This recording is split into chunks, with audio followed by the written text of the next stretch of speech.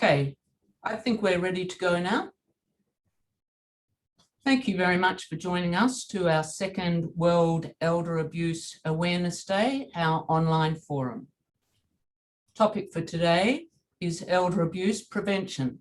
Let's talk. My name is Michelle Bentley. I am the Deputy Chair of the ARAS board and MC for you today. And it gives me great pleasure to join you all here and share the discussions and conversation about this very important topic of elder abuse. I've been with the ARAS board since 2017 and look forward to talking with you all today. Thank you for joining in. We had 478 registrations today, which is a terrific result. And certainly exceeded our numbers last year. So certainly growing interest in this topic and also in the engagement with older people. I look forward to sharing with you through our panelists today this very real and genuine issue of much interest. We have the general support and involvement of a group of panelists today, and I thank them very much in advance for the time that they've taken to prepare their presentations and to be involved in today's discussion. I'd also like to take this opportunity to thank our sponsors for their support and commitment to this important event. Our champion sponsors are Dementia Australia, Australian Nursing and Midwifery Federation of South Australia, and Aged and Community Services Australia. And our supporter sponsors are PHN Adelaide, ECH, Resthaven, Southern Cross Care, and Uniting Communities. Thank you very much to our sponsors. We will start now with a welcome to country, and I'd like to introduce Uncle Frank. Uncle Frank Wanganeen is a Kaurna elder born at Wallaroo in the Narungga country. He has lived in Adelaide for most of his life. Frank has been involved in various committees that deal with reconciliation, Aboriginal heritage, native title, social justice, and the revival of the Kaurna language. He is a passionate cultural educator and former tour guide, having operated the Kaurna cultural walking tours in Adelaide's CBD. Welcome, Uncle Frank. Thank you, Michelle. It's a real pleasure being here today, and I'll just do the welcome in the Kaurna language. Nainari Frank Wangacha Wanganeen, Narungga Kaurna Miuna, Nai Wangadi Mani Nai Budni Kaurna Yurtiana, Marachi Younger Kaurna Miuna, Nai Wangadi Mani Nai Budni Kaurna Yurtiana, Tarna Younger Wadliana. So what I just said is that my name's Frank Wangachwang, which is, I'm the seventh born in my family. I come from a family of 15, so it's a big family. And like I said, I've lived on the York Peninsula on the Point Pearce Mission, and then which is my father's country, and Kaurna's, which is my mother's country. So I've came and lived here for the last 40 odd years, and then I had the revival around the language. So I went back and learned my language in the 1990s. So, and I really enjoy doing Welcome to Country because I get to use my language, but you don't use it, you lose it. So this is one of the best things I like doing about doing the welcome, because I get to use it. So thanks for giving me that opportunity, and I just want to welcome you all here to this webinar, and I hope you enjoy it. So Nete, thank you. Thank you, Uncle Frank. We appreciate your time and starting this very important webinar with our welcome to country. So before we get into our presentations, of which we have quite a few, we've got a very tight time frame today, so I'm going to try and run a pretty tight schedule. I just want to go over a few housekeeping topics. We're actually recording today's forum, and we will share that link with you after the event is complete. So if you need to bob in and out of this webinar, you certainly will be able to pick up anything that you may have missed. So please do feel free to revisit today's event through the recording. We also invite your questions, and we have received one in advance. Thank you very much. There is a Q&A box on your screen, and you can enter your questions there. If you would keep your questions brief, please, that would be terrific. And also indicate to whom you might like that question to be directed. Because time is tight, please, if we're not able to take your questions today and present that in this webinar, do feel free to follow up with ARAS, and your questions can be answered by someone within the organisation. If I can also announce at this point some exciting news that we are inviting individuals and organisations to be a member of ARAS. So this is a new initiative and has recently been launched. If you have a passion and an interest in the rights of people, please feel free to become a member of ARAS. And if you'd like to go onto our website and look at www.sa.agerights.asn.au, you can register your interest in becoming a member there. So we're going to get underway now. We've just got a couple of polls so we can understand the demographic of our group of viewers today, our attendees at this seminar. So Sakina, could you please put the first poll up on the screen? So I'll give you a moment to skim over that as attendees of the seminar. And if you'd like to register to whom you identify yourself or what organisation or part of the industry, our community industries, that would be terrific.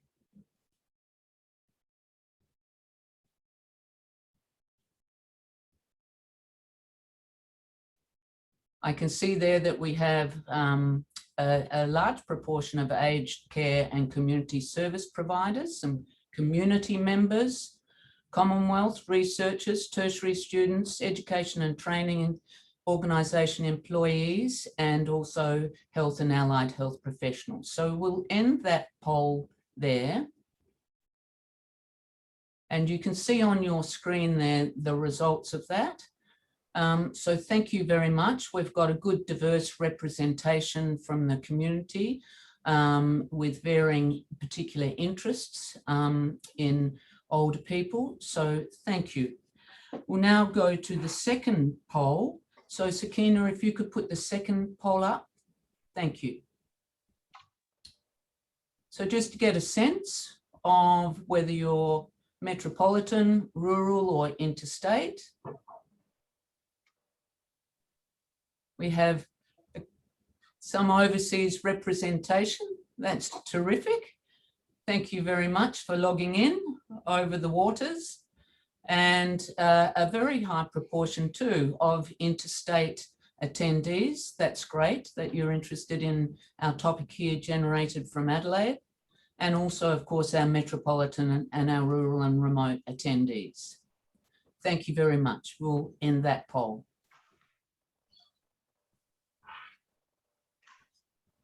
So we'll close that poll, and now we will go to our topic of the day.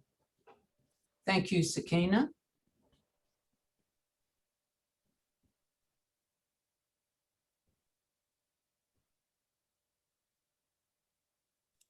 Sakina, if you could close that poll, thank you. The poll has ended. Thank you. I'll just close the screen that I have up here on mine. Thank you. All right, over to our topic of the day. Our theme for 2021 WEAAD, Elder Abuse Prevention.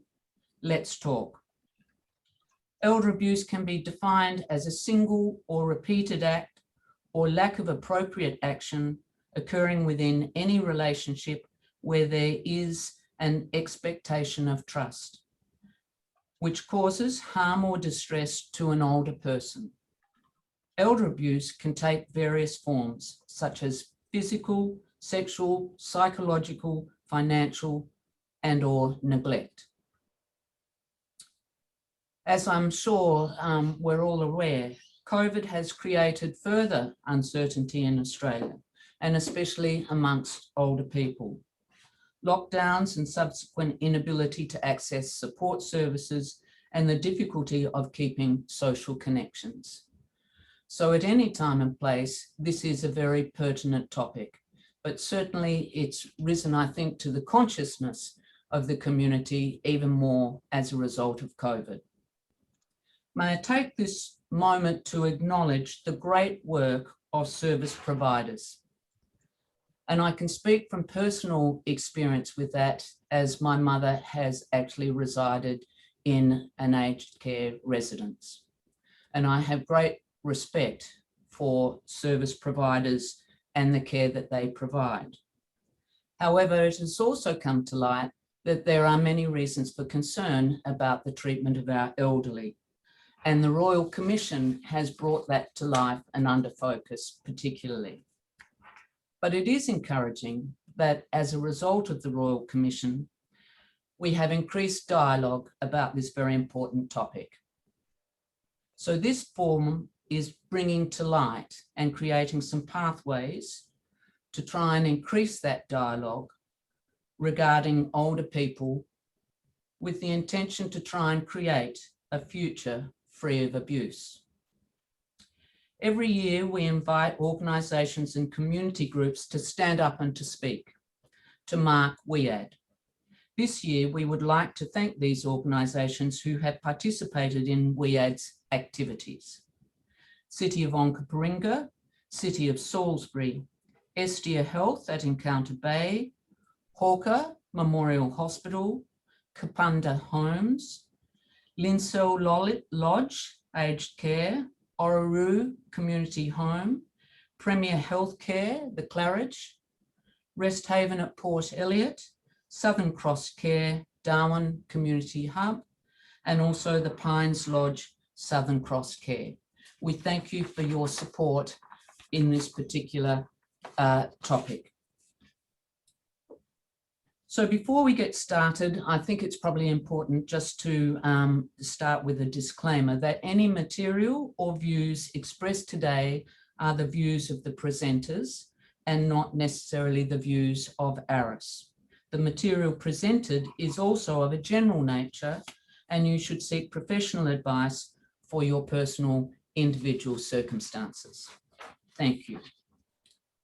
So that takes us now to the beginning of our presentations, and we start with a message from the Honourable Stephen Wade MLC, Minister for Health and Wellbeing.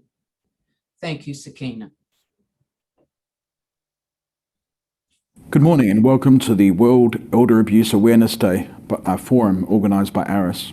I'd like to acknowledge Michelle Bentley, the Deputy Chairperson of ARAS and our Master of Ceremonies, Uncle Frank Wanganeen, a Kaurna Elder, Richard Bruggeman, the Senior South Australian of the Year for 2021, Janet Anderson, PSM, Aged Care Quality and Safety Commissioner, Anne Burgess, the Chair of ARAS, Carolyn Barclay, the Chief Executive of ARAS, Marie McCabe, the Chief Executive Officer of Dementia Australia, Angela McMillan, the Group Customer Advocate, Commonwealth Bank, Cassie Mason, the Director of the Office for the Ageing Well, SA Health.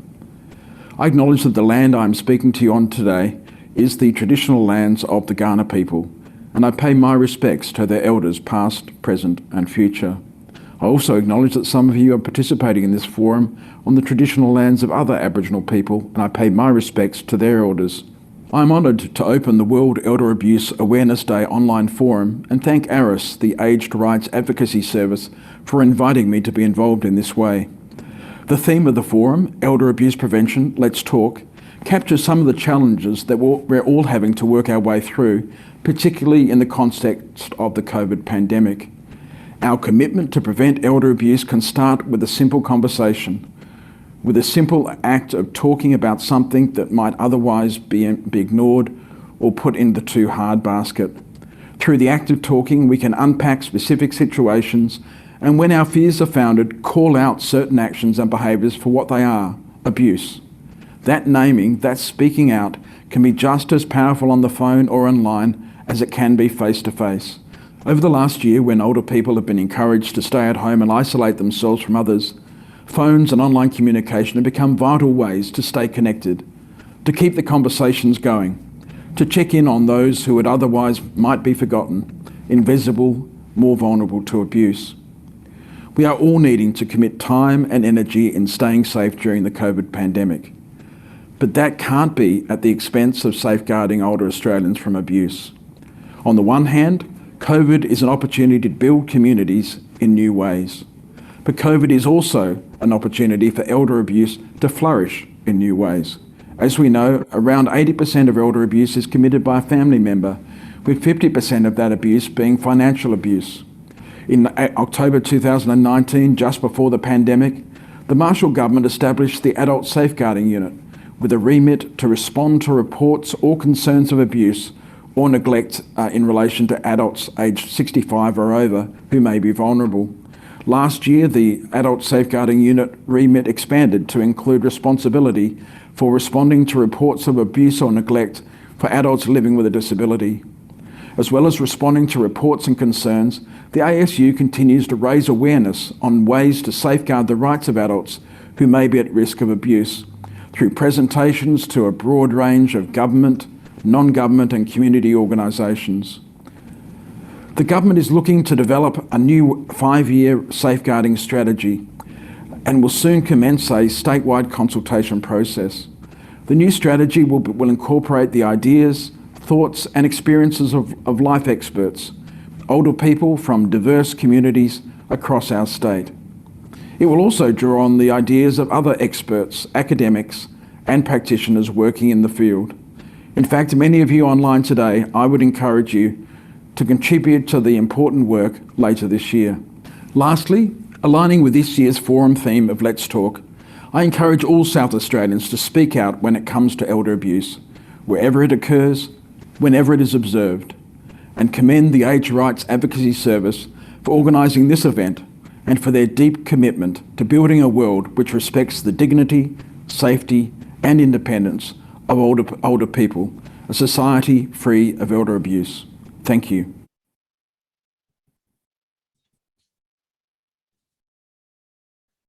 And we thank the Honourable Stephen Wade, Minister for Health and Wellbeing, for his introduction to our topic today.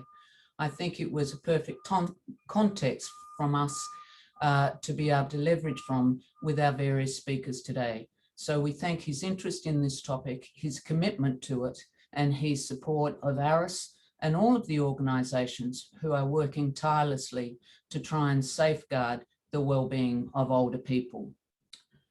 So that brings us to our first presenter, Richard Brueggemann. And I'd like to introduce him as our keynote speaker. And of course, Richard was awarded the South Australian Senior Australian of the Year for 2021.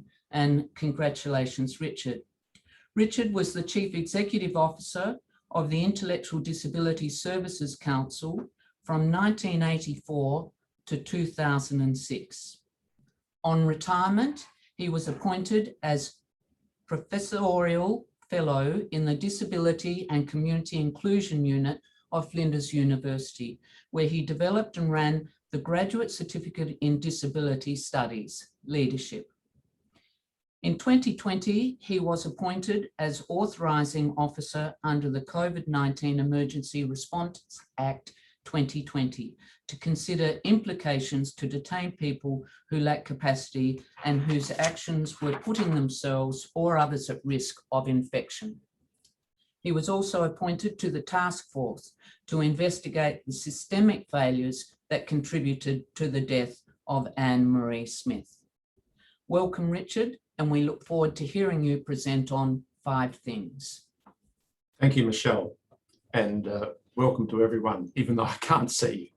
Well, these are some thoughts from an ageing disability advocate and not an expert in the field of services to older people, but one who's getting towards that stage of life myself. So I just wanted to start off. We've currently had 2 royal commissions examining the issues of abuse and neglect in the areas of aged care and disability sectors. One has already reported, the Aged Care Commission. The other has had a interim report. Both have flagged a lot of similar issues. Both have created some community expectations about what might occur. And unfortunately, I think we're already seeing the government attempting to hose some of those expectations down. Our experience with royal commissions should tell us that changes are often minimal, implemented with glacial speed, and do little to change the power imbalances that spark the need for the review in the first place. I think that we have a great opportunity with these 2 commissions working so closely together in time to look at ways in which we can develop a more coherent system in Australia for supporting all people with disabilities, whether they are age-related or whether they stem from long-term disabilities and impairments. So the first thing that I would ask as a part of this conversation is, do we value our older citizens, and can we end age discrimination? So we have a sort of a strange relationship with our older citizens. I don't think we actually recognise them as the storehouse of experience and wisdom that they actually possess. We talk jokingly about retirement, putting your feet up, disengaging. Many people who take that path discover with hindsight that employment played an important part in their lives, not just for the economic well-being, but also for its connections, affiliations, and sense of purpose. Even those who continue to be involved sometimes get dismissed as the old brigade, and I've heard that mentioned about myself. So even if you don't want to or you can't continue to work, it is important that we maintain our links with our communities. Governments should lead from the front, clearly demonstrate that they value older citizens and enable them to work and or contribute. There's some really good examples of this in the past.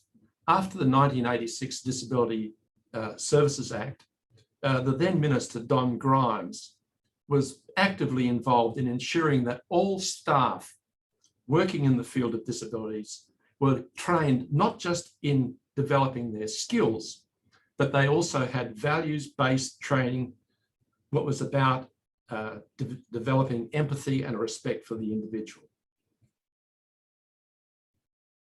The second part of what I mentioned was about ending age discrimination. Your 65th birthday is a defining point in your life. It can be very wonderful in many ways. Unfortunately, it also delineates a striking inequality of access to government services. Under the age of 65, you can access, subject to eligibility, the National Disability Insurance Scheme. Over 65, you can access, subject to eligibility, My Aged Care.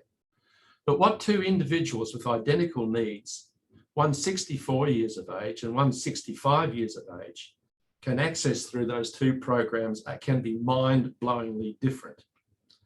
As a 65-year-old, the current maximum aged care package is $52,000 a year. As a 64-year-old accessing the NDIS, your package could be 6 to 10 times that amount. Furthermore, the NDIS participants have 3 options to manage their funds. They can manage it themselves, they can have it managed by a plan manager, or they can just opt to spend it through a service provider. I could find no option how, as a 65-year-old funded through My Aged Care, you can fully self-manage. Your funds are channeled through and largely managed by aged care providers. The package of My Care recipients are charged up a markup for the services they receive, as well as paying regular admin fees. There's been quite a deal of discussion recently, both in the Advertiser and on the radio, about these fees consuming as much as 40% of your package. If you want to, why can't you manage your own package? For example, why can't you use your package to continue to pay your neighbour's teenage son to mow your lawn in a mutually advantageous arrangement? If you can't do that, It's another chink from your independence, another community link broken. Often you can't even use your funds to continue to see your long-time physiotherapist or the cleaner who is happy to move furniture and dust and like her package-funded replacement. I believe that we should look at a really big solution. Get rid of My Aged Care and NDIS and replace it with the Community Living Independence and Connections program. It would be based on the best characteristics of both and would be on the basis of eligibility and a package that would not have arbitrary caps. Rather, it would be based on the reasonable and necessary test that is used within the NDIS. Furthermore, there should be other options for the manager of these packages and those that are available under the NDIS, I think would be a really good model. It is important that people are able to manage this themselves if that is their wish and ability. Taking that away from them is really a big chunk of your independence gone. And I've seen some providers who say, we're about your independence, and yet, but you can't even choose to use your neighbour's son to mow your lawn? I don't think so. It is a continuation of that independence that empowers them to exercise choice and control over their lives, and how important that is. Now, there are some difficulties. The NDIS is an insurance rather than a welfare program. It's not means tested as the aged care packages are. There may need to be a way of looking at how we deal with that from an actuarial or a financial perspective. But at the present time, we have people with identical needs getting significantly different services because of a small gap in their age. The second thing that I think we should be asking is, how do we help people stay in their homes and communities? Most people with disabilities under the age of 65 either live with their families in their own homes or in very small settings. Most states are closing or have closed their institutional services. A relatively small number of people with disabilities continue to live in residential aged care facilities. The NDIS support packages enable people with even very significant needs to live in their communities. The aged care program at present, with its capped packages, often provides inadequate levels of support that will really enable the person to continue to live at home, driving many of them into residential aged care facilities and what many of us consider to be social death. The Community Living Independence and Connections program would be based on need rather than arbitrary age markers, and could defer the need for residential care for many years. We've already deferred it quite a lot with our current packages. We could, in my view, defer it even further. We also need to look at some ways in which this is supported by some of the things that we do in our community. The Commonwealth Government makes capital grants to upgrade and build new residential care facilities. What programs are available to assist families to upgrade their homes if they want to continue to look after their aging infirm parents? A recent 730 initiative on super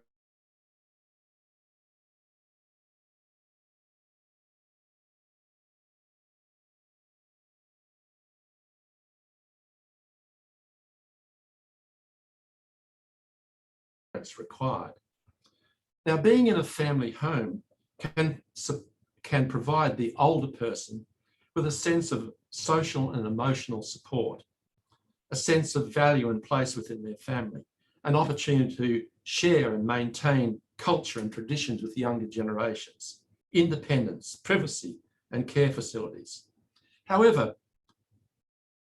if that's at the burden of the caregiver children, usually daughters, becoming overwhelmed, overburdened, it can lead to stress and, in the worst case scenario, neglect and abuse. I believe that if we had arrangements where people could continue to live when it was the way that both of the parties wanted to within the children's home, where they could get things like they have their meals cooked, but where other services are provided by care providers and where there's not an unreasonable demand on the adult children, we would be able to see those needs for affiliation and belonging met for far longer than we do at the present time. And I think in the process we could make our time out of aged care services much longer. Now, the next question I'd ask is, how do we do residential care better? So when you go into residential care and you discover that breakfast won't be oat bran, yogurt, blueberries and a banana eaten at 6:15 in the morning, as it has been for the last 20 years for me, but will be porridge or toast served at a time to meet the convenience of the organisation and staff, you might get stroppy or distressed. When you find that you have a number of other things in your life are no longer in your hands, but in the control of strangers whose faces you don't even recognise, you may start to act out, to exert some sense of control or agency over your life. The current solution in many instances is not to develop an understanding of what is triggering reaction, but rather to mask this distress with medication. Where are the counselling and psychological services that might assist you to cope with a foreign and frightening environment? Our wonderful daughter-in-law, Dr. Elizabeth Ruff, works as a psychologist in a New York City nursing home. All new admissions are referred for an evaluation to determine the impact that admission will have on the individual. Psychologists offer support to patients who are grappling with a loss of independence, a loss of financial, social, housing, and interpersonal stresses. They are also a part of an integrated health treatment team. They can help determine if there are deep-seated root causes of behaviours, and they provide a number of non-medical coping skill training for sleep, pain management, hygiene, mood regulation, which have been shown to reduce the need for and the dosage strength of related medications. The presence of psychological services in nursing homes has resulted in reduced hospital admissions, reduced use of psychotropic medication, better plan management, and better educated and skilled frontline staff, all of which have led to a better quality of life for individuals. The fourth thing that I think we should have a talk about is remembering Maslow and raising the bar of regulation. Those of us who remember Maslow's hierarchy of needs will understand the needs that we all have for a sense of purpose, affiliation with other people, and fulfillment, often referred to as the higher order needs. The lower order needs are things like our needs for air, water, food, safety, shelter.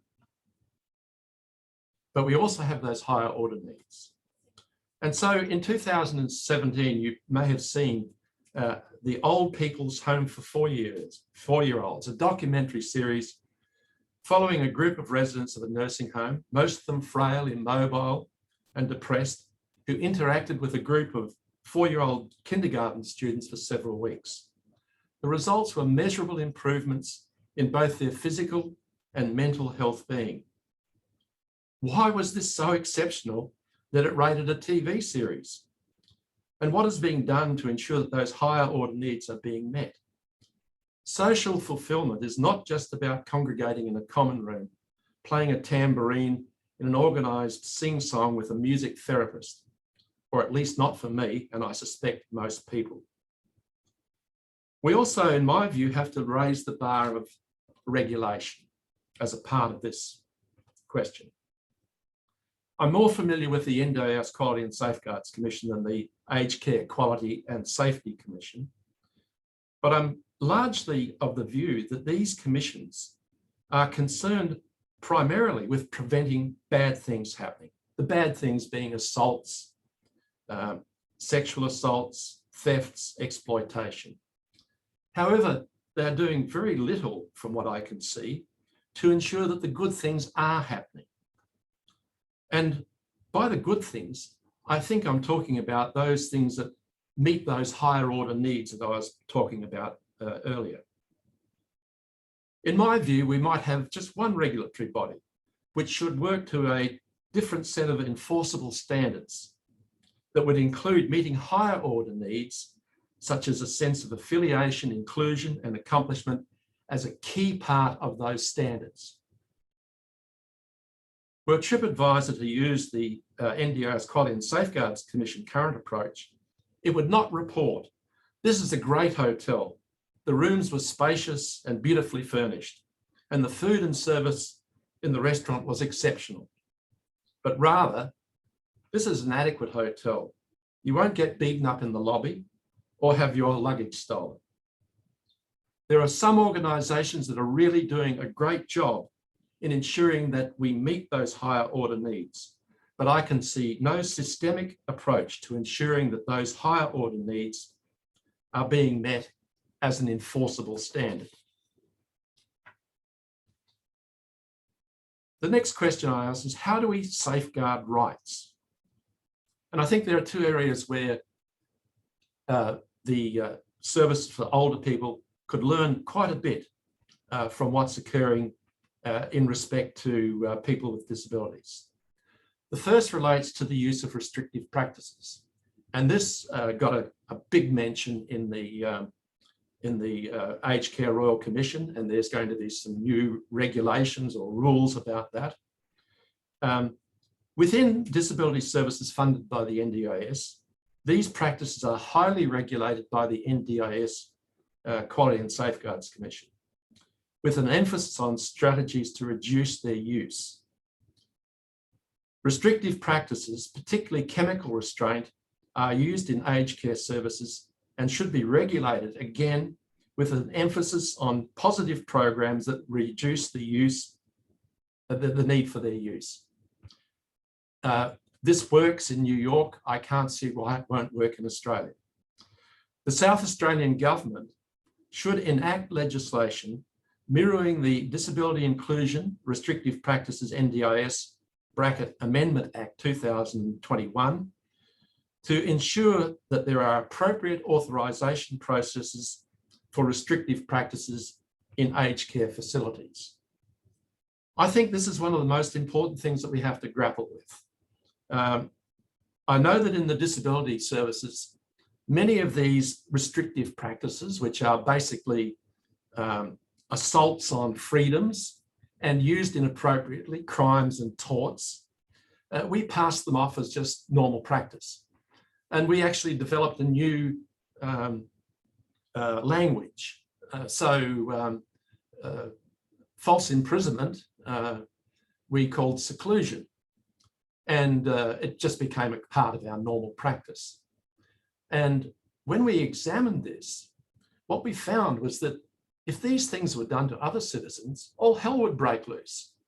And if we put other things in place, we can really reduce significantly the need to use those sorts of practices. And I think this is something that has to be brought into the aged care system as well. The other safeguard, which I think has worked extremely well for people with disabilities, has been the community visitor program. Community visitors have for many years had a key role in monitoring services and safeguarding rights of people with disabilities. Visitors who have been selected and trained and through a vigorous process are volunteers.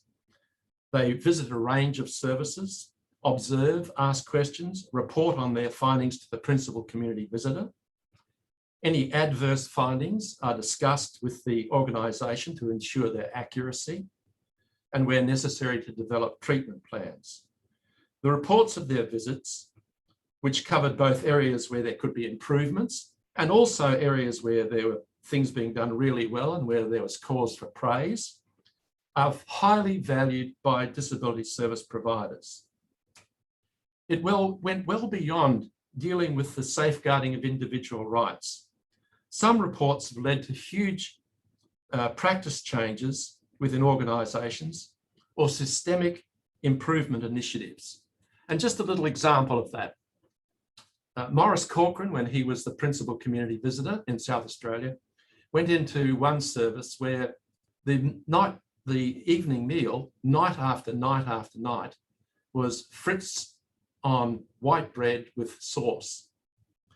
And he started an initiative that was about looking at better diets. And he was joined by a endocrinologist, Professor Gary Whitted, and a diabetes educator, Jane Lehman. And they agitated the Department of Human Services, developed a couple of seminars to examine this issue, and developed a guide on healthy eating for people with disabilities. So these observations can have an impact, not just at the level of individuals, but across our whole systems. So these are some questions that I think we have to ask, because I just want to conclude by saying, at a time that we're seeing the number of people under the age of 65 with disabilities living in large residential facilities almost disappearing, we're seeing the building and filling of more residential aged care facilities. Institutions, unfortunately, foster helplessness and a loss of dignity. People lose agency and become a resident, and sometimes a patient. And if rules are broken, that you become recalcitrant and a problem. How do aged care facilities preserve individual freedoms to pursue people's interests and have their own projects and goals? For people with disabilities, living in small community settings has not just been a worthwhile goal in itself. It has been a vehicle whereby people with disabilities have been increasingly visible in the community, included in the fabric of our society, with opportunities to participate in and contribute to their communities, at a time when increasingly many older people are being segregated and their connections to community are being diminished. Our society does better when all of its members do better, when diversity is celebrated and supported. We've seen this with people with disabilities. We need to ensure that we have the right policy and settings in place and programs in place, in my view, to enable this to happen for our older citizens. Thank you very much.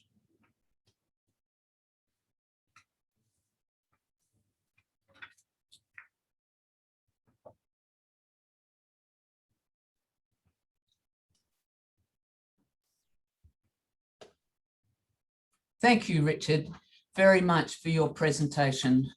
Very thought-provoking indeed.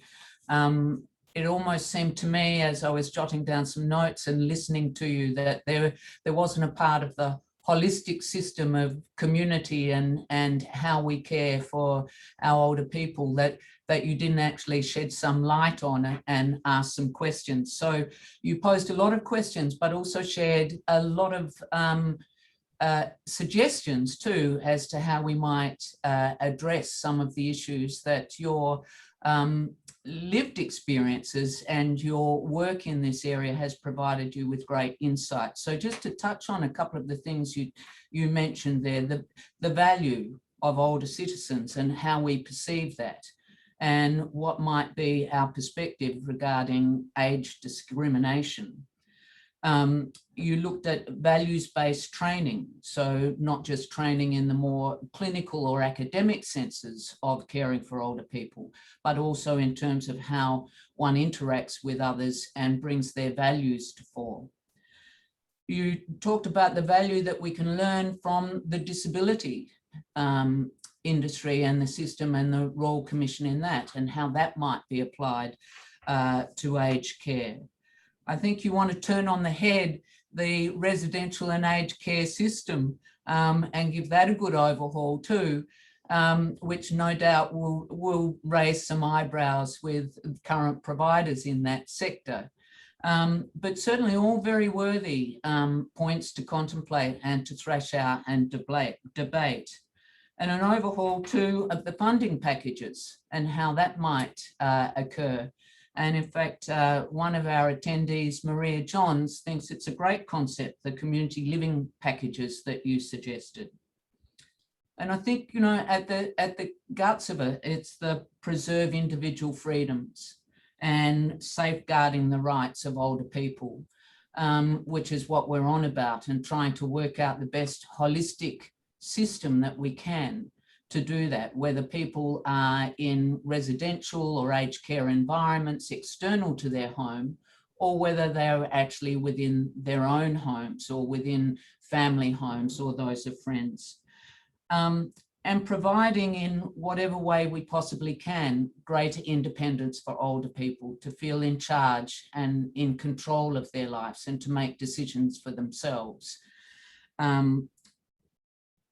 So I think at that point, it might be handy just to, we've got one question. I've got some thanks coming up here on my screen, Richard. It obviously, what you've shared with us has resonated with a lot of people. I have one question here of sorts.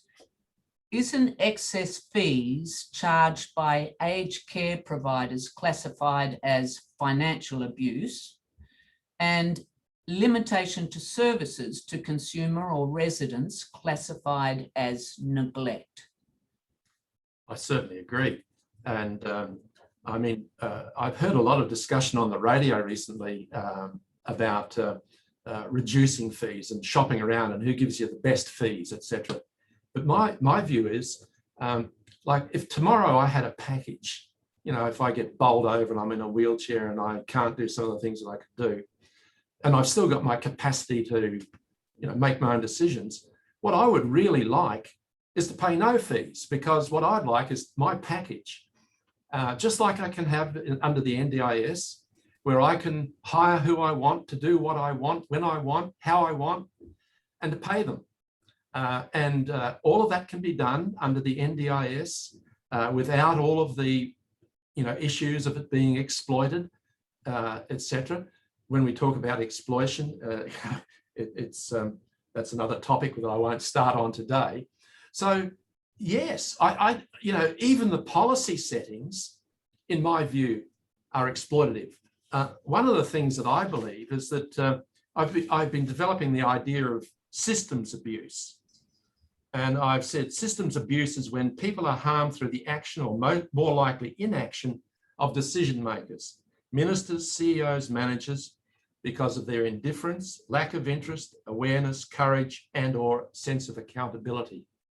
And, you know, how could you not argue that someone who has capacity and is able to manage their own affairs should be made to be dependent on an organisation? And, you know, I see some of these organisations advertising that they're promoting independence. I say, you're actually starting the process of dependency making. I feel strongly about this. Yeah, I'm getting close to this territory myself. Nothing like getting closer to it to feel the reality of some of the pressures that might come to bear on one. Yes.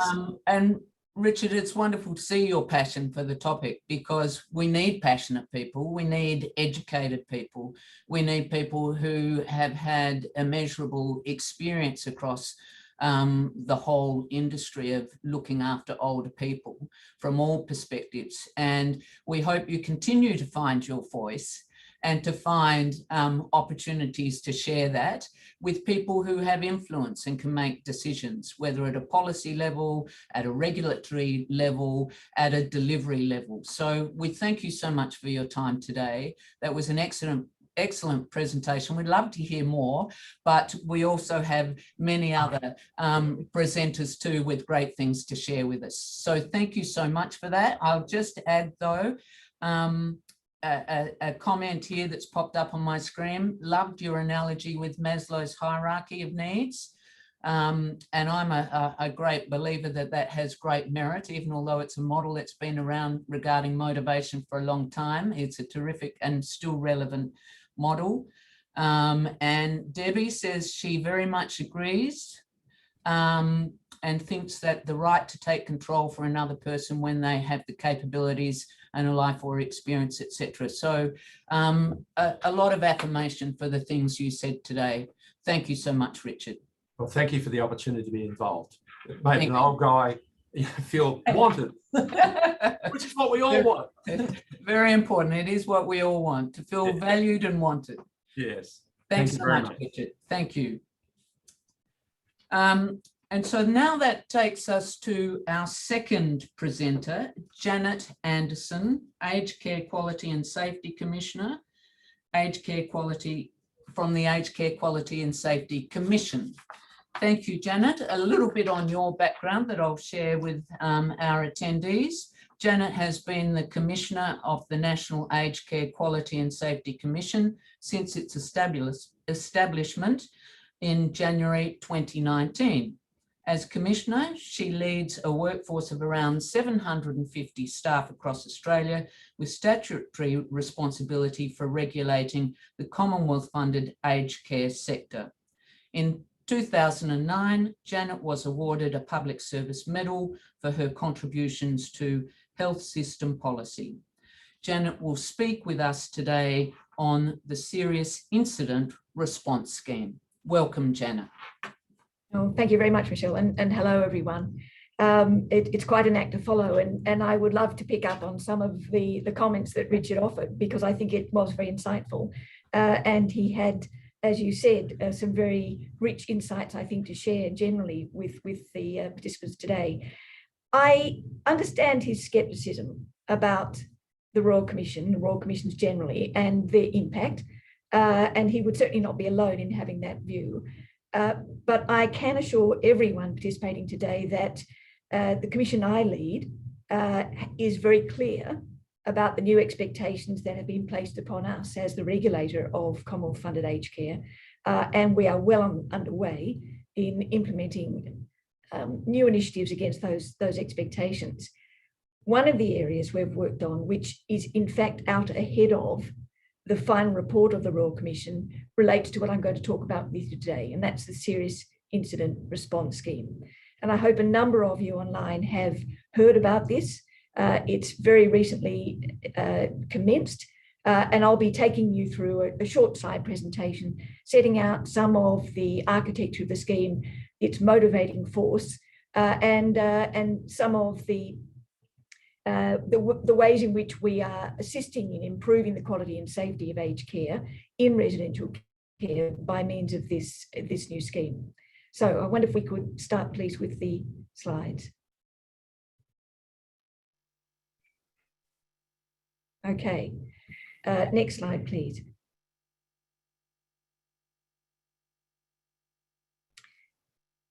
The aim of the Serious Incident Response Scheme is, as we know, to prevent and reduce the risk and occurrence of incidents of abuse and neglect in residential aged care.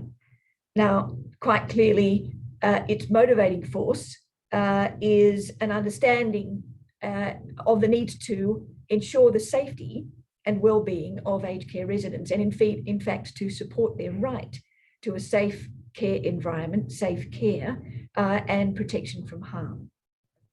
The scheme strengthens existing provider obligations. Prior to its introduction, there was the compulsory reporting arrangements, and a number of you may be aware of those. I'll talk about those a bit in the next slide, but it does build significantly on an existing arrangement. The intention is to use the incident data to drive the improvements that indeed Richard was also aspiring to for the aged care services, and also to report incidents to the Commission. As part of the new scheme, which has been introduced in legislation, the Commission I lead has new enforcement powers, and the scheme commenced at the beginning of April, and there will be a further phase to its implementation coming through towards the end of this calendar year.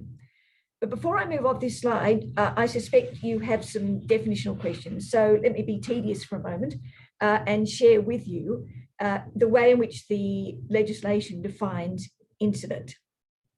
Okay, it's any act, omission, event, or circumstance that occurs or is suspected or alleged to have occurred in connection with the provision of care or services that has or could reasonably be expected to have caused harm to a consumer or another person. So a number of elements to that: occurred or suspected or alleged to have occurred in connection with the provision of care and services that caused or could reasonably be expected to have caused harm to a consumer or another person. Now, the other person might be, for example, a staff member. That's the definition of an incident. Now, let's move to the next slide, and I'll take you a little further into the schema. There is a subset of incidents which are reportable to the Commission. Not all incidents which occur in aged care are reportable to the Commission, but there is a subset which are reportable. And these are they. I'm going to step through each of them and then talk to you about how these are distinguishable from the general run of incidents. So 3 of these are already known to aged care providers by virtue of their participation in the prior arrangements, those compulsory reporting arrangements I referred to earlier. And those 3 are the unreasonable use of force, the unlawful sexual contact, and then the one down the bottom, unexplained absence from care. So those 3 are already familiar. The new serious incident response scheme amplifies the 3 into 8 categories. Let me go through each and give you a couple of examples to illustrate the definitional scope of each. Unreasonable use of force, for example, hitting, pushing, shoving, or rough handling. Now, importantly, this can be a staff member interacting with a resident, or indeed 2 residents interacting with one another.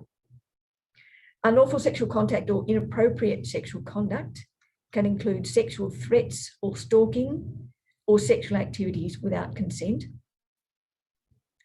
Psychological or emotional abuse, such as yelling, name calling, ignoring a consumer, threatening gestures, or refusing a consumer access to care or services as a means of punishment. Unexpected death, which could arise from, for example, a preventable fall or an untreated pressure injury, or possibly where the actions of a consumer resulted in the death of another consumer. Stealing or financial coercion by a staff member, for example, where a staff member coerces a consumer to change their will to the staff member's advantage, or steals valuables from the consumer. Inappropriate physical or chemical restraint, for example, where physical or chemical restraint is used without prior consent or without notifying the consumer's representative as soon as practical, or when a provider issues a drug to a consumer to influence their behaviour as a form of chemical restraint rather than therapy. And then the final one, unexplained absence from care, where a consumer is absent from the service, it is unexplained, and it has been reported to police. And thankfully, in the vast majority of these instances, the individual is found safe and well and has wandered away from the home, but not in all instances. But they are all reportable to the Commission. Now, the other thing to describe on this particular slide is the distinction between incidents which are reportable now, effective from the 1st of April by a provider, and those which become reportable in October of this year. The language we use to distinguish between those 2 categories of reportable incident is priority 1 and priority 2. Priority 1 incidents, which must be reported to us within 24 hours of the service becoming aware of the occurrence or the allegation or the suspicion of the incident, are those incidents which have caused or could reasonably have caused a resident physical or psychological injury or discomfort that requires medical or psychological treatment to resolve. So you would understand that definition to encompass relatively high impact incidents where the consumer hasn't just required reassurance and they are fine and they've not been hurt or injured in any way, but in fact that some medical attention or psychological attention is required as a result of the incident having occurred. Those are priority 1 reportable incidents, and across each of these 8 incident types, those incidents are required to be reported to the Commission from the 1st of April. Now, on the 1st of October, we sweep in the balance of incidents which fit within one of these categories, but which are lower impact, which are not effectively priority 1, where they did not require that medical or psychological response to mitigate the impact of the incident on the resident. And I'm certainly happy, Michelle, to take questions on that because I suspect there might be some. Let's move on to the next slide, please. Okay, let's talk about provider obligations. The reportable incidents are an obligation that providers take on. All aged care providers, whether they are providing home care or residential care, must meet revised requirements in the quality standards. If you haven't looked at the standards recently, I suggest you check them out again. Under Standard 8, there is a new obligation that is identified specifically, that identifies the need for providers to have and use an incident management system. And I'll talk about that a bit more in a minute.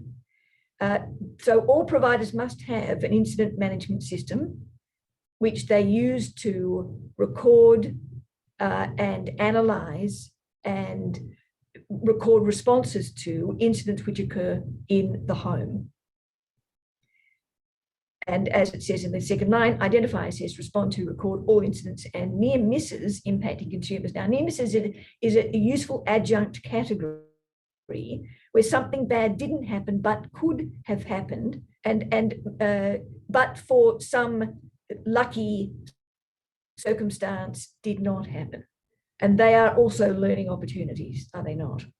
So that's all aged care providers. Then on the right, we have providers of residential care and flexible care in a residential setting.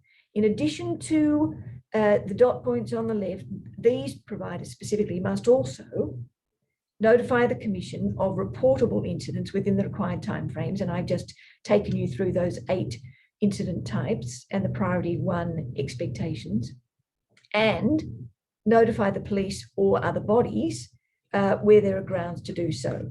They are very clearly set out in the guidance material that we have provided or made available to providers. Now, before I leave this slide, I just want to talk a bit more about incident management systems. There are essentially 4 components to an incident management system. They must start and be embedded within a set of policies and procedures. And they go to questions about identification of an incident, how a response should be mounted, how the incident should be resolved, and what can be learned or derived from the incident that is the subject of further action in the home to mitigate the risk of recurrence. The policies and procedures must be documented and made available to consumers and their family members, and also, of course, and particularly to staff. Every incident management system must have a recording tool, a means by which the information is captured. An increasing number of providers now have an electronic recording tool, so they have a software platform where they can input data and it gets processed into the incident management system. But there are some providers who still do this manually. That's fine too. I hope that they are on a pathway towards an electronic system, but manual is fine for now. And if that means that the information is recorded in a timely way and comprehensively and is subsequently available for analysis and learning, then that ticks all the boxes that is required under an incident management system. There must also be the third of four attributes of an IMS is staff training. And it kind of goes without saying that there's no point in having an IMS if the staff don't know it exists or don't know how to use it or what their responsibilities are in relation to its use. It also needs to be information which is regularly reinforced with staff so that you don't deal with this as you induct those new staff members, but you circle back to it in a regular way to remind staff of their obligations and the way in which the system must be used. And then last but by no means least in this list of four, we have provider governance and accountability arrangements. So who's watching? Who is holding the body of staff to account for the work that they do in recording and responding to incidents? Who is asking the tough questions about why something occurred and what we're going to do about it in order that, to the extent that there was a risk which should have been mitigated and wasn't, we then take action as providers to ensure that it cannot, or the risk of it occurring again is much, much lower going forward. Next slide, please.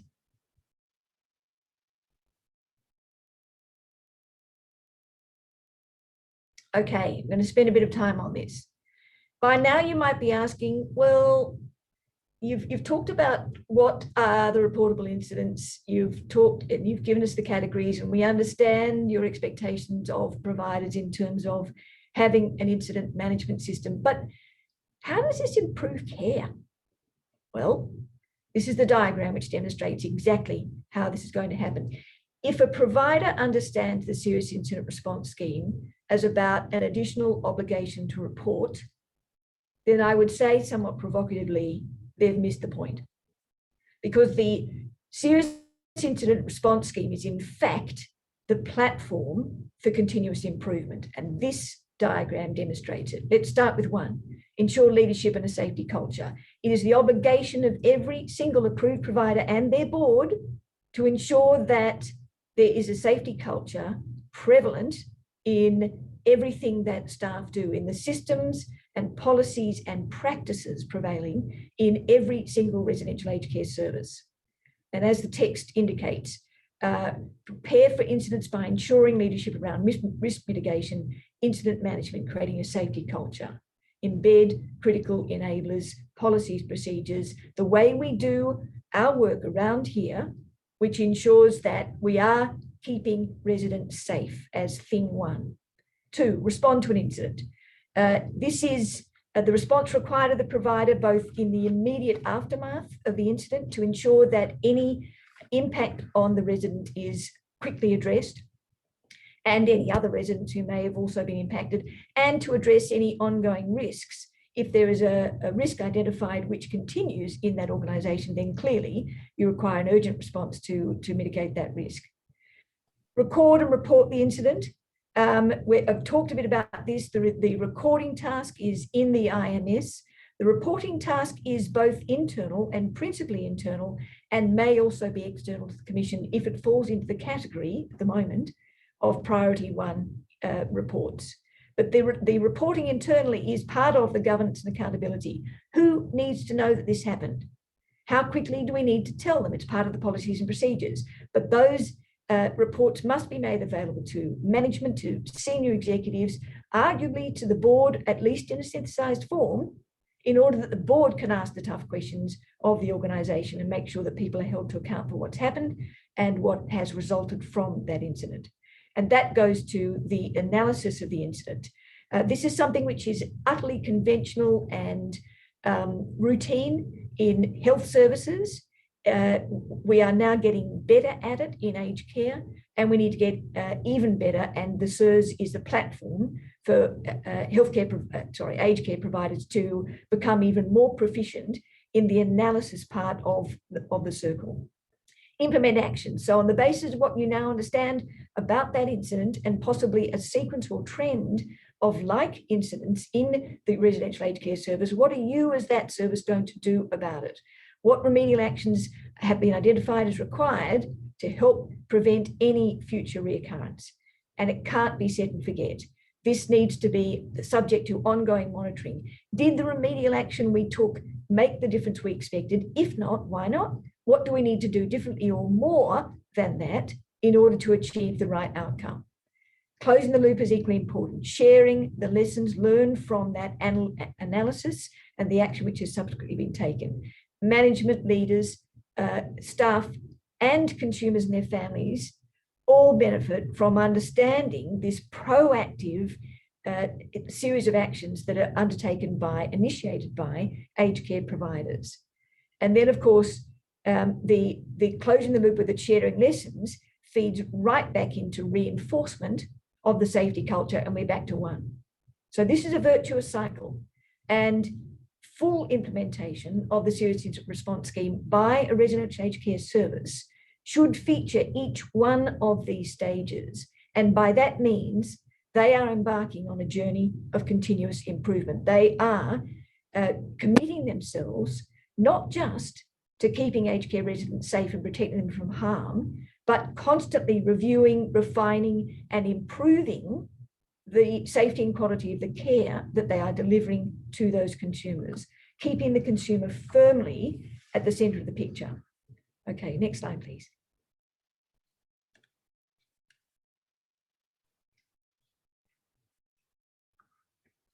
Right, this is the final slide.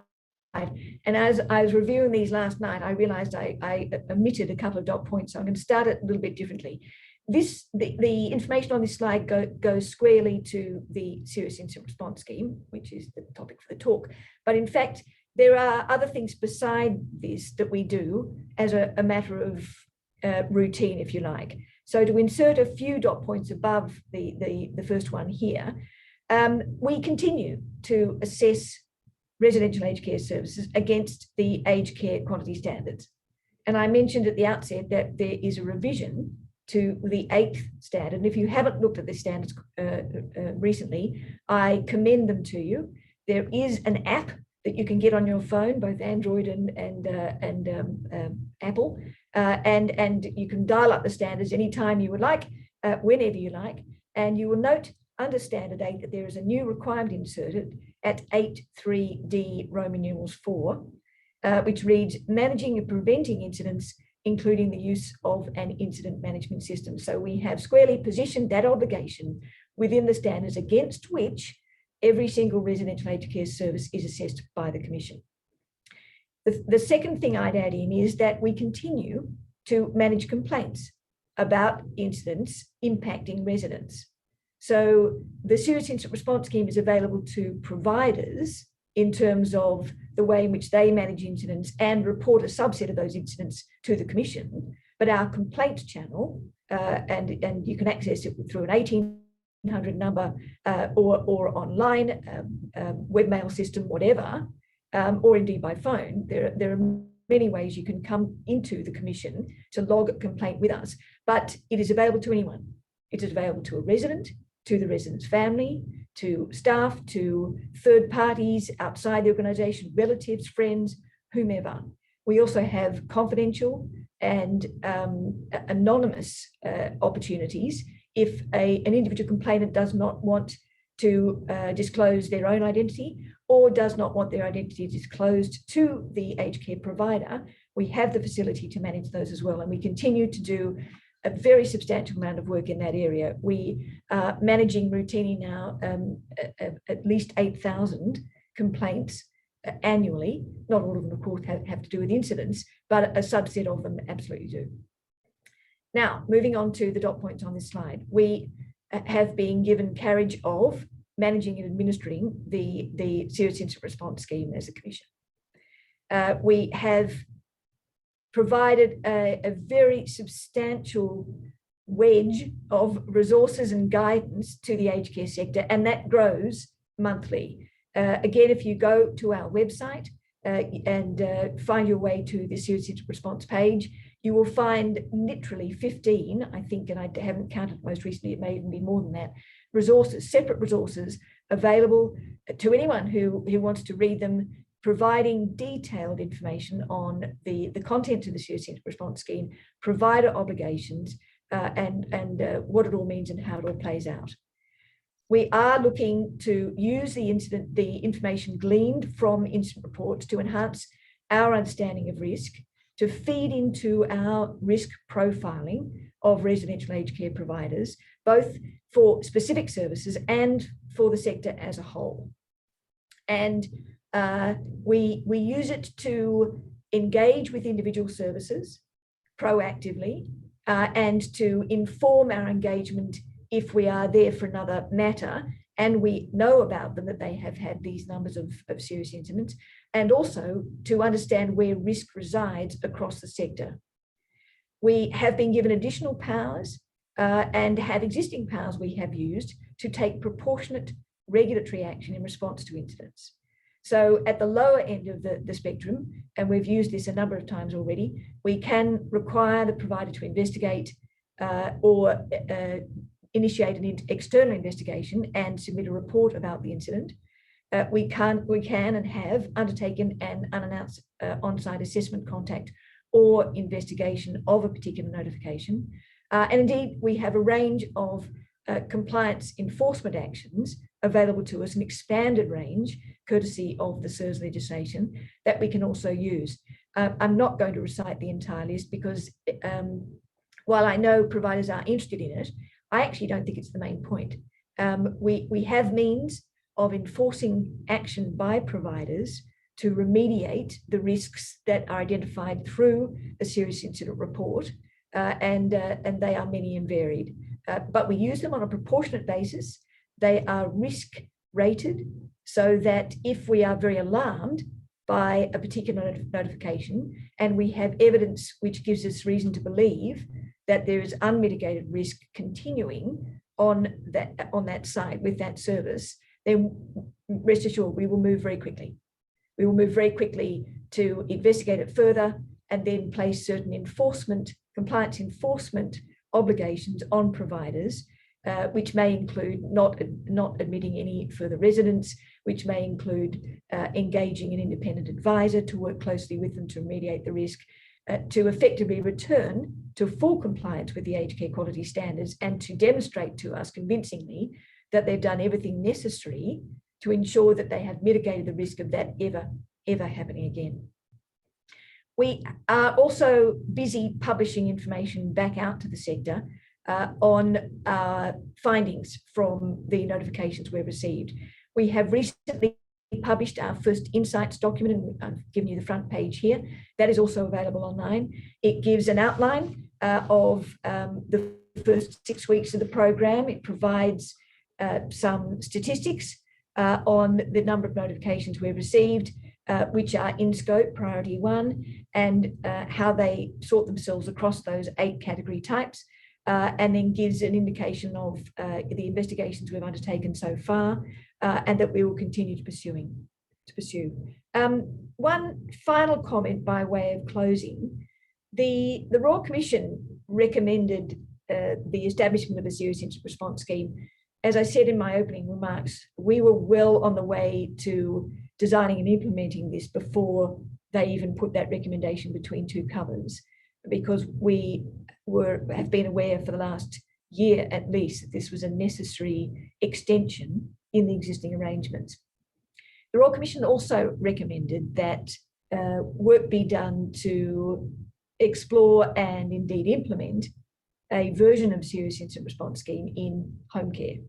Now, the government had already had this in its sights and had commenced some exploratory work, a feasibility study that they had commissioned before the Royal Commission's final report was published. And you hopefully will be aware that in the government's response to the final recommendations of the Royal Commission, it indicated that it had committed to establishing this scheme for home services. So that is something that is now absolutely underway as a design piece of work. There will shortly be a consultation document that the department has been working on, which will be released, and which everyone on this webinar and a much broader community of stakeholders will have an opportunity to respond to. There are aspects of the implementation of serious incident response scheme in home care which are different from the way it operates in residential care, and I think you would have some sense of that. For example, home care typically is episodic care. It is not a 24/7 service, so you have a different engagement between a staff member and the consumer of that care. and it might be a very transient engagement on a weekly basis. So how would a reporting arrangement work? These are some fundamental questions which need to be addressed as design elements, but there's no doubt that the government is determined that what we have started well, in my opinion, in residential care will be expanded into the home services environment. I might close there, and Michelle, hand back to you. Thank you. Thank you.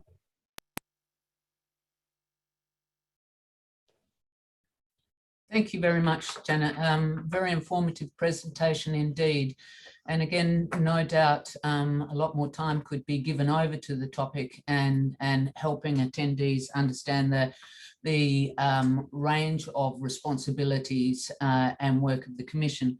So just a quick recap, and there are a few questions that have come in, but I'm going to just merge a couple of them together. But just a quick recap, it was nice that you reassured us of the work of the Commission and your strong intent and dedication to the cause of safety of people within care and the elderly. So thank you for that. You helped clarify for us the understanding of incidents and what that means, and also what are the reportable incidents. And seeing 8 of those there, I think for me anyway, highlighted the great vulnerability of older people when you look at all the elements of possible abuse or incidents. Provider obligations, obviously a very important element of safety and care of people. Whether that's aged care or residential care, and the quality standards, or what is reportable and how it's reportable and in what timeframes. And I think an important question, who is watching? And we have seen many incidents when not enough people have been watching. And so that remains a risk too. And what are the responsibilities? And I loved your how do you improve care? How can we all improve care, and what is best practice, and your 6 essential stages. A very simple model which makes it very easy to follow, but it begins with the leadership of these environments. It begins with the values and how they demonstrate those values through leadership, and what is their safety and care culture in organisations, right through to closing the loop. And then that learning piece is so critical to this too. What do we take from each incident? What can we learn from that? How do we share those lessons? How can we pass on the knowledge from one environment to another to ensure continuous improvement? But always, always with the notion that the consumer is firmly in the centre. And then, of course, the role of the Royal Commission in that. So a terrific presentation. Thank you, Janet. A couple of the questions, or a couple more have come through. I'm sorry, I won't be able to address those, but a couple of the earliest ones that came through were regards to the power and the resources that the Commission has to actually take action where action is deemed necessary. Do you, Janet, consider that you have the power and the resources to act to help protect older people? Yes, very briefly, we have been given more of both. The SIRS legislation extended our powers and gave us access to additional means of interacting with the provider and holding them to account against the aged care quality standards. And we will use them carefully and proportionate to the risk, but we do have more available to us by way of options to ensure that providers are doing the right thing. And the government's 2021-22 budget allocated very significant additional resources to the Commission. We will use that to extend our frontline staffing across quality assessment and monitoring, complaints, compliance, all aspects of our engagement with the sector. I'm very grateful to the government because they heard our voice. They understood that in order for us to be fully effective and have the sort of impact that is expected of a national regulator, we did need to be we need to receive additional resources, and we have in fact been given exactly what we need. So it's a really good outcome for us. Well, that's great to hear. And Janet, I won't ask these questions of you, but I'll just flag them so that you're aware that these are some of the thoughts of some of our listeners today. And that's regarding compulsory or mandated reporting to police, and where it's mandated, but it's not done with the permission of the older person. Is that actually denying them their rights for independence and so on? And that's compared to obviously children, where you've got mandated reported with children. It's a different phase of their capacity, etc. And there's also a question around reporting level 2 incidents under SIRS within 30 days is considered far too long and not helpful. And so the timeframes there, it would seem, are perhaps a concern for some of our listeners today. And there seems to be more questions coming through, which perhaps, Janet, we could share with you at some point, or else if ARAS is in a position to respond to some of those, they could be taken up here with ARAS. But thank you again for your time, Janet. Very informative presentation, and look forward to you sharing more information with the community as the powers and the authority of the Commission takes further force. Thank you, Michelle. Thanks, everyone. Thank you.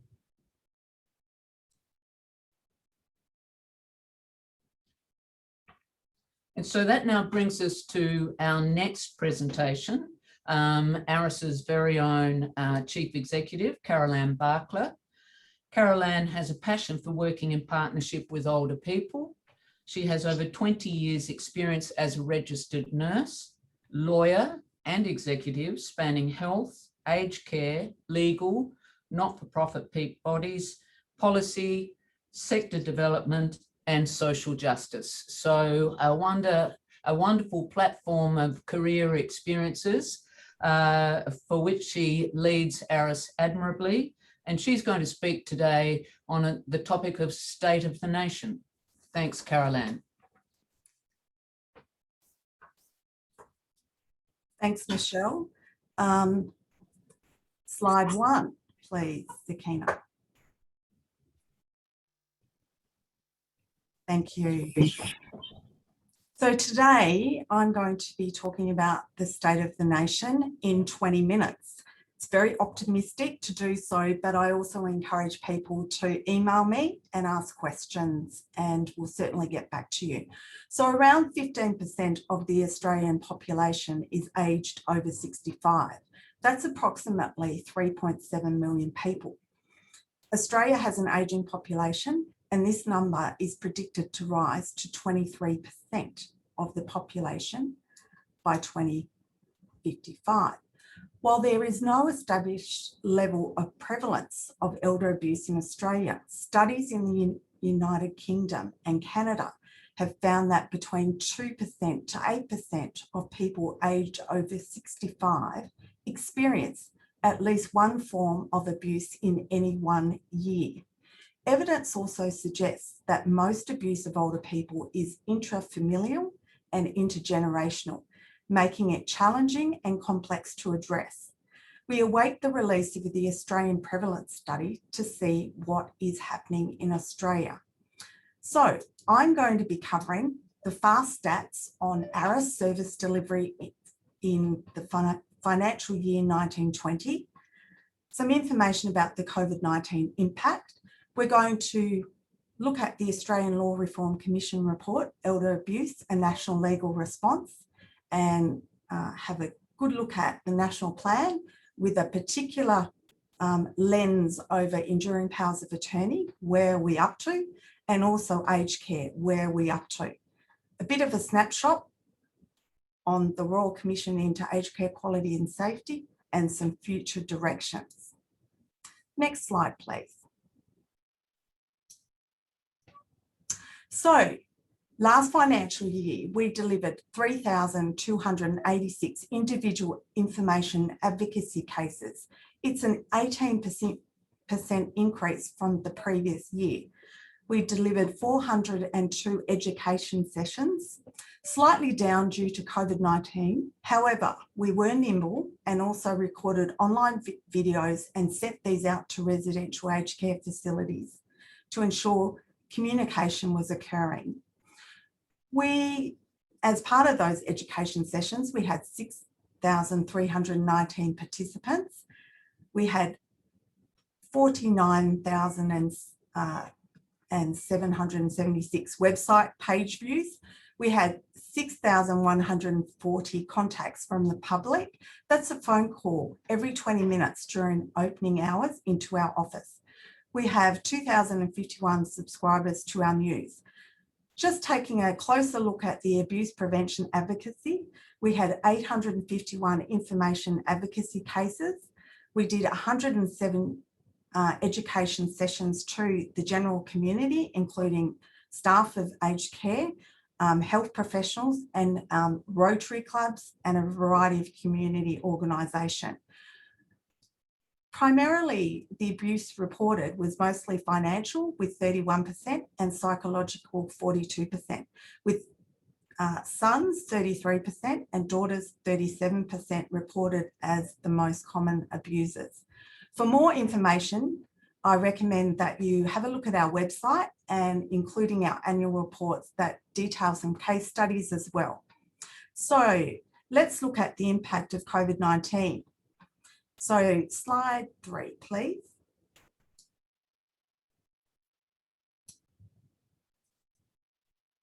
So the impact of COVID-19 during the financial year 1920, which was the beginning of the global pandemic, saw a significant number of aged care homes go into lockdown, implementing a risk approach over and above the state-based risk-based emergency management directions. ARAS with other peak body representatives met regularly. At the beginning, twice weekly, then moved to weekly, and more recently, once a fortnight, with SA Health, ably led by Cassie Mason, the Director of the Office for the Ageing Well, to discuss issues impacting older people. ARAS argued for an approach that was proportionate, balancing respect and autonomy with protection and safeguarding. COVID-19 was impacting older people disproportionately across the globe, and mechanisms to protect vulnerable older people were put in place on the advice of chief public health or medical officers. These restrictions were in the form of emergency management directions implemented at the state and territory level. The directions allowed for care and support visit daily. However, many homes implemented a total lockdown that did not allow any care and support visits to continue. For a period between a month to 6 weeks, ARAS supported 141 people who were frequently daily visitors, such as partners or children of residents, who provided additional support such as assistance with meals and getting older people settled for the night, are some examples of the support that they were providing. We advocated strongly to ensure that older people were still receiving these visitors. ARAS, as part of OPAN, along with other key consumer groups such as CODA and Dementia Australia and National Seniors, wrote to the National Cabinet asking the chief medical officers to consider the issue of aged care providers going beyond the state and territory-based directions, which were based on the risk for that particular jurisdiction. Locking out key visitors who provide care and support visits based on risks that were not based on local circumstances was not reasonable or proportionate and raised concern of neglect. Concern was raised by the Prime Minister, the Minister for Aged Care, the South Australian Premier and the SA Minister for Health and Wellbeing for the need to ensure that aged care homes did not become prisons, and by essentially trying to protect older people from COVID-19, that they had the unintended consequences of impacting their mental health and wellbeing. I acknowledge Minister Wade for his leadership in calling a round table to discuss visitation and the need to balance the physical safety of older people with their mental health and wellbeing. Subsequently, the National Aged Care Access Code for visitation for residential aged care homes was put in place, providing guidance on safe visitation and processes. Facilitation of other methods of communication to keep connected older people was also expected of aged care providers. Concerns about neglect of older people who were not receiving care and support visits were real and were distressing for residents, family and friends. We directly assisted 141 people to have those safe care and support visits. The outbreaks of COVID-19 in New South Wales and Victoria were deeply distressing and exposed cracks in the aged care system. The impact of the global pandemic cannot be overstated, with a significant impact on residents in aged care, including the tragedies in Victoria and New South Wales, with 685 deaths having occurred. ARAS advocates played a part in supporting Victoria during the outbreak. We were nimble, wrote to providers and also recorded information about rights and how to contact ARAS for advocacy support. We asked providers to distribute information to residents. ARAS was also supportive of an approach that would see a resident who tested positive transferred to hospital. This would ensure access to treatment, but any refusal or advanced care directive would also be respected. At the time, ARAS and OPAN was concerned that older people may be discriminated against and denied medical treatment based on age. We were reassured that residents would be moved to the Royal Adelaide Hospital. They would have a single room with their own bathroom and also, importantly, be allowed a visitor. ARAS was satisfied that on the balance, this approach protected the rights of the older person, but also acknowledged the rights of other residents not to be infected with COVID-19 and that a public health response was required. I also acknowledge the South Australian Government also published their response plans. I think this was the first jurisdiction to do so. And we were reassured that that was also allowing the community to see what was occurring. But what about older people living at home? Concern about social isolation and connection to community, which continues today, and also abuse of older people can be much more easily hidden. We certainly had some phone lines set up so that people could contact community groups, including OPAN, Dementia Australia, COTA, and put in place some protective measures. And community groups have certainly swung into action calling older people. But you and I know there is no substitute for face-to-face and human contact. The ABC program brought tears to many, and connection to community is essential and also life-changing for both mental and physical health. But risks continue to be high for older people, given the deaths are predominantly in the over 65 years age group and the distressing experience in New South Wales and Victoria. So how can we ensure that older people are protected but do not have to live in a gilded cage? Vaccination poses the best response to support older people being able to continue living life and contributing to society. ARAS has raised our concerns with ensuring both residents and staff continue to be a priority whilst acknowledging the significant undertaking a national vaccination program requires. We want to get back to pre-COVID world, and older people are very much a treasured part of Australian society. Slide 4, please, Sakina. So for some people on this webinar who have attended WEAAD conferences in the past, they may be familiar with this slide and the framework to support change outlining recommendations by the Australian Law Reform Commission, Elder Abuse and National Legal Response. So 4 years ago, I had a dream, and I was pleased to see the Australian Law Reform Commission report delivered part of that dream. So now we're seeking to for government to deliver on my dream. I think it's useful to pause and to reflect. on the principle that all Australians have rights which do not diminish with age to live dignified, self-determined lives, free from exploitation, violence and abuse. The principle that laws and legal frameworks should provide appropriate protections for all Australians whilst minimising interference with the rights and preferences of the person, and relevant international obligations relating to the rights of older people under the United Nations Human Rights Conventions to which Australia is a party. Laws and rights do not operate in a vacuum.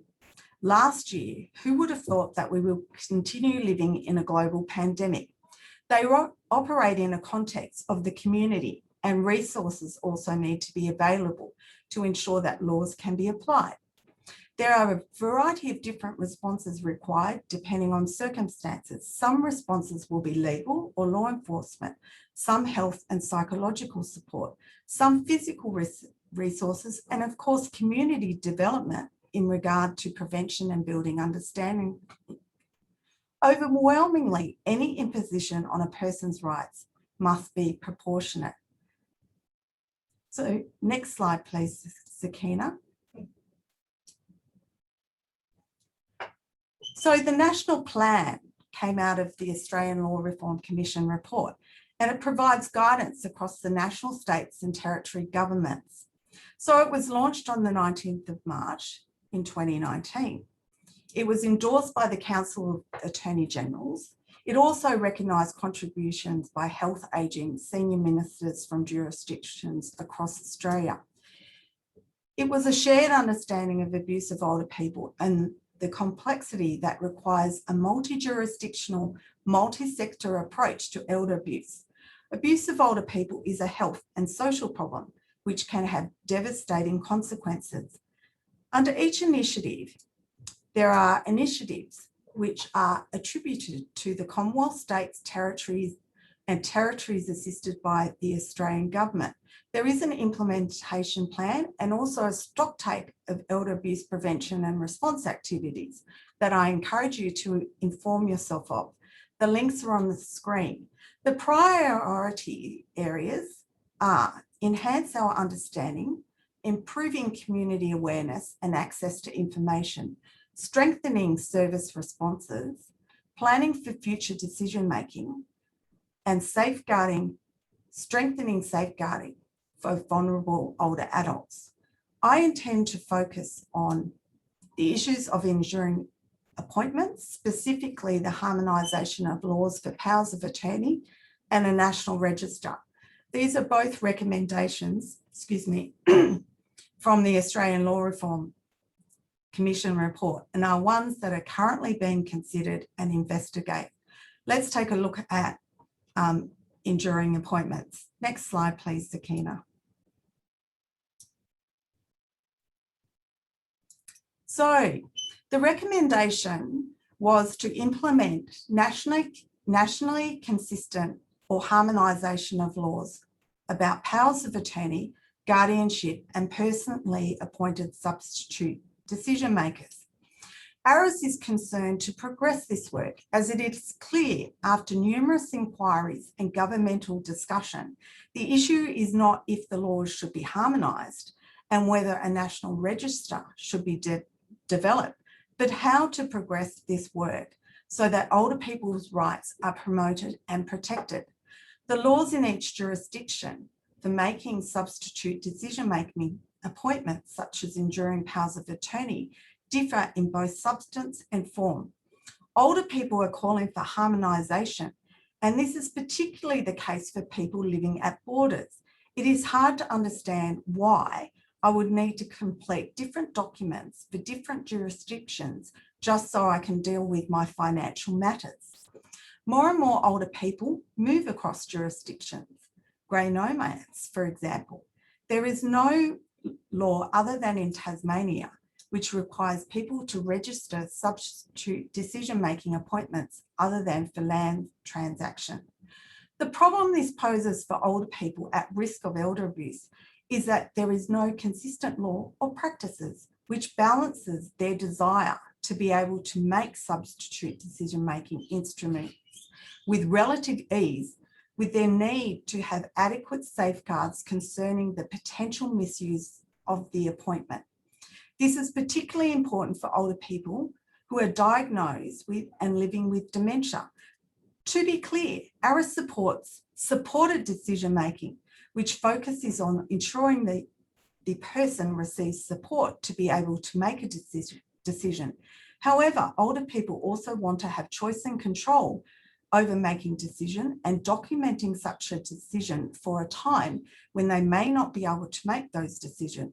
It can provide a level of comfort. ARAS is concerned that the National Register is being decoupled from the need for harmonisation of laws.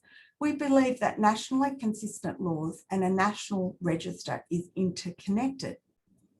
Current inconsistencies across jurisdiction causes confusion in the community, makes it difficult for people to understand the rules and for experts to provide advice across jurisdictions. To quote Age Discrimination Commissioner Dr. Kay Patterson, older Australians do not have time on their side. They need our concerted effort now to prevent financial abuse. ARAS remains concerned that as we emerge from COVID-19, we will see a spike in financial abuse. The Australian Attorney General's Department has currently a consultation underway about a national register, which is due by 30 June this year. Our concern is to ensure that the National Register provides appropriate safeguards to older people. We will be providing a submission that focuses on ensuring the register contributes to preventing and mitigating elder abuse. This anticipates a mandatory register that requires lodgement immediately on execution, allowing for ensuring the power of attorney is valid, has flags when activated with the potential to alert interested parties, is commenced immediately. ARAS considers the system in place in England and Wales, which provides for a notification scheme, to be best practice. Registration should be free and considered a social good for the benefit of the community. So let's have a look at what the South Australian Law Reform Institute has been doing. Next slide, please, Sakina.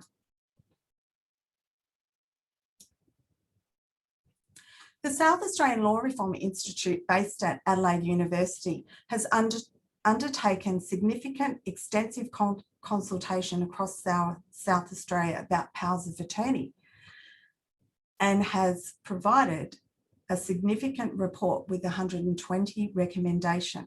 This report was handed to Attorney General, the Honourable Vicky Chapman, at the end of January 22. It is a comprehensive report with close to 500 pages and concludes that it was, and I quote, a consistent theme in Sally's consultation, consistent with research elsewhere, was the incidence of abuse and misuse of enduring powers of attorney in South Australia. Salary was presented with powerful case examples in both its research and consultation, and has heard from most parties in its consultation of concern over the misuse of EPAs and the present lack of accessible and effective civil and criminal remedies to respond to such abuse. Notwithstanding their utility, it became apparent in Salary's consultation and research that the misuse of EPAs takes place in South Australia. Some are minor, while others are sophisticated and extensive. Some may be due to confusion or misunderstanding on the part of the attorney of their duties and a misguided sense of entitlement or calculated and deliberate deceit. However, most EPAs are seemingly used honestly and diligently. EPAs are not used as widely as they could and should be, and the use and utilities of EPAs should be encouraged. Whilst it is important to prevent and address misuse and fraud, it is also important to respect the autonomy of principals to make such instruments, retain the utility and effectiveness of EPAs, and to promote their use. So let's have a look at the recommendations. So next slide, please.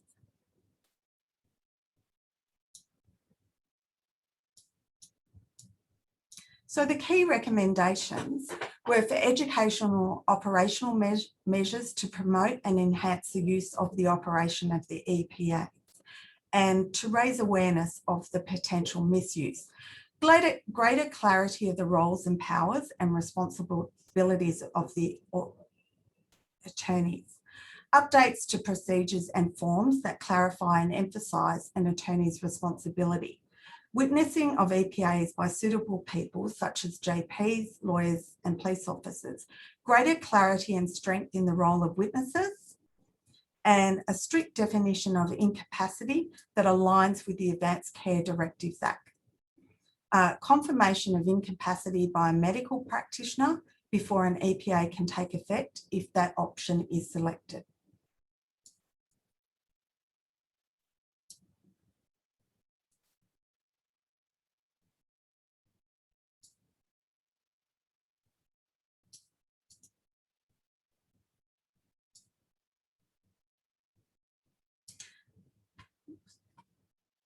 ARAS also notes the emphasis on education. We also note the issue in terms of a suggestion that was put forward by Dr. Duncan McKellar of the ability of the principal to also include a tick box, which would ask for a reassessment before activation, which could take into account the situation when a person may recover capacity after illness or an event. This could support a reablement approach and potentially prevent premature admission to aged care, for example. ARAS also notes that Salary rejected the English and Wales mandatory notification scheme, but suggested that the principal could put in place conditions within the enduring power of attorney. This emphasises the need for an extensive education program to ensure that people understand enduring powers of attorney. A compulsory state and eventual national EPA register and a suitable agency to maintain it was also recommended. A new civil and flexible low-cost remedy to deal with the misuse of EPAs. Next slide, please, slide 9. And I know I'm racing through these things and I know I'm getting the wind up. So, this goes into the Royal Commission into Aged Care Quality and Safety. We note that there will be more home care packages. We're looking for universal access based on assessed need. We're also looking for a new Aged Care Act, and that was recommendation 101 to 103. The next one is the Council of Elders. ARAS and OPAN have supported the Council of Elders who came from a lived experience background with the ability to engage with older people and bringing their voices to the table. Independent pricing, independent auditor general, increased staffing, including RNs and allied health, which requirements to have an RN on site 16 hours a day, increased transparency in terms of more quality indicators, such as we'll add falls to existing quality indicators, a star rating, improved provider leadership, a review of the aged care standards and national registration of care and support workers. So let's have a quick overview of the 5 pillars for the Australian budget. So slide 10, please. So the Australian government response to the recommendations of the Royal Commission, 17.7 billion over 5 years, 5 pillars, which is home care, residential aged care, services and sustainability, residential aged care quality and safety, workforce measures and governance. A good start, but more needs to be done. Of course, from ARAS perspective, we would want all of this done immediately. However, we do recognise that this may not be possible due to workforce shortages in particular. We also note the need for legislative reform. So, the future, slide 11, please. We're looking to see monitoring of the national plan and expecting to see future implementation. We're expecting to see an Aged Care Act, rights-based, monitoring as a serious incident response scheme, restrictive practices monitoring, guardianship and administration, access to justice. ARAS remains concerned that there are older people who are subject to a guardianship, which is not necessarily needed. We are also concerned to ensure that older people who are appearing before SACAT, who are subject to initial hearing for guardianship and administration, are able to be supported to participate in proceedings. We're expecting to see monitoring of the implementation of the recommendations, such as quality indicators, star ratings and staffing. A further area of monitoring is to ensure that acute primary health and aged care recommendations lead to better outcomes for older people. I've given you a quick snapshot of the state of the nation, but note it has indeed been a significant year with the continued impact of a global pandemic that is proportionately impacting older people. So, on that note, you've got a really quick run through, and as I said, I encourage you. Our message to you is keep talking. Elder abuse is everybody's business, and the more we talk about it, raise awareness of it, it keeps people, including governments, accountable. ARAS welcomes contributing to the future discussion and advocating strongly for the rights of older people to live free from abuse. Thanks, Michelle. Thanks, Carol Ann. And yes, sorry for the hurry on, but it's more difficult, I've got to say, emceeing an event online rather than when you're all face to face and present in a room together. But Carol Ann, I think, gave us a terrific overview of the work and the issues and the matters of interest for ARAS. It's been a very busy 12 months. And no doubt will continue to be very busy as these issues related to elder abuse and the care of older people continues to be front and centre of an organisation such as ARAS. So thank you very much, Carol Ann. There weren't particular questions related to that other than one which may be a point to think about, and I'm sure it is very relevant for many, is how do we address the issue of adult children and perpetrators of financial abuse. Well, I'll just take this point in proceedings now just to acknowledge the support and sponsorship of the Australian Nursing and Midwifery Federation of South Australia. They're one of our champion sponsors for today. Thank you very much. And we have a message, a video message from Megan Corrales, the Associate Director of Aged Care. So Sakina, if we could see that video. Hi, my name is Megan Corrales, and I'm the Associate Director of Aged Care at the Australian Nursing and Midwifery Federation SA branch. I'm delighted to be representing the ANMF as champion sponsors of this year's Age Rights Advocacy Services WEAAD online forum. I initially would like to provide a little background related to the ANMF and then relate our activities back to the prevention of elder abuse. The ANMF have over 21,000 members. We are a professional and industrial organisation representing nurses, midwives and personal care workers across South Australia. The ANMF have proudly been the leading voice of nurses and personal care workers for over a century and work together to negotiate positive outcomes at a local, state and federal level. Whilst the ANMF is well known for our role supporting the workforce industrially, we also have a significant professional arm which is concerned with research and policy and our successful education area, the Australian Nursing and Midwifery Education Centre, ANMEC, which educates hundreds of students in certificate and diploma qualifications in nursing and aged care every year. In line with the conference theme, Let's Talk, Preventing Elder Abuse, the ANMF strongly supports the prevention of elder abuse right across our community. However, achieving this outcome will be way more successful if our aged care workforce is of adequate numbers to deliver high quality care and well trained.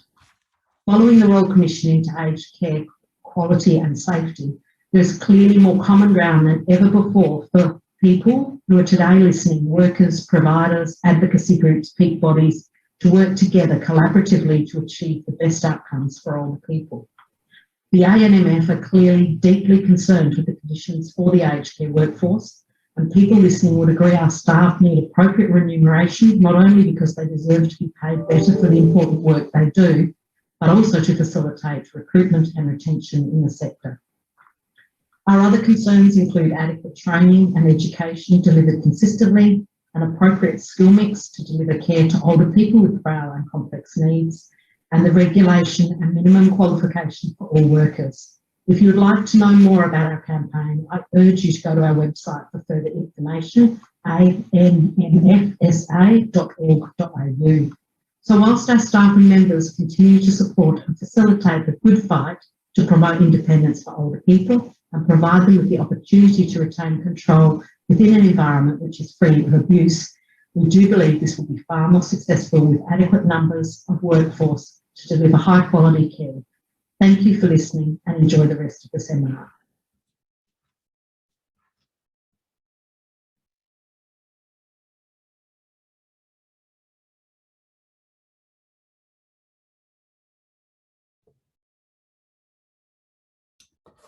And we're back again, I think.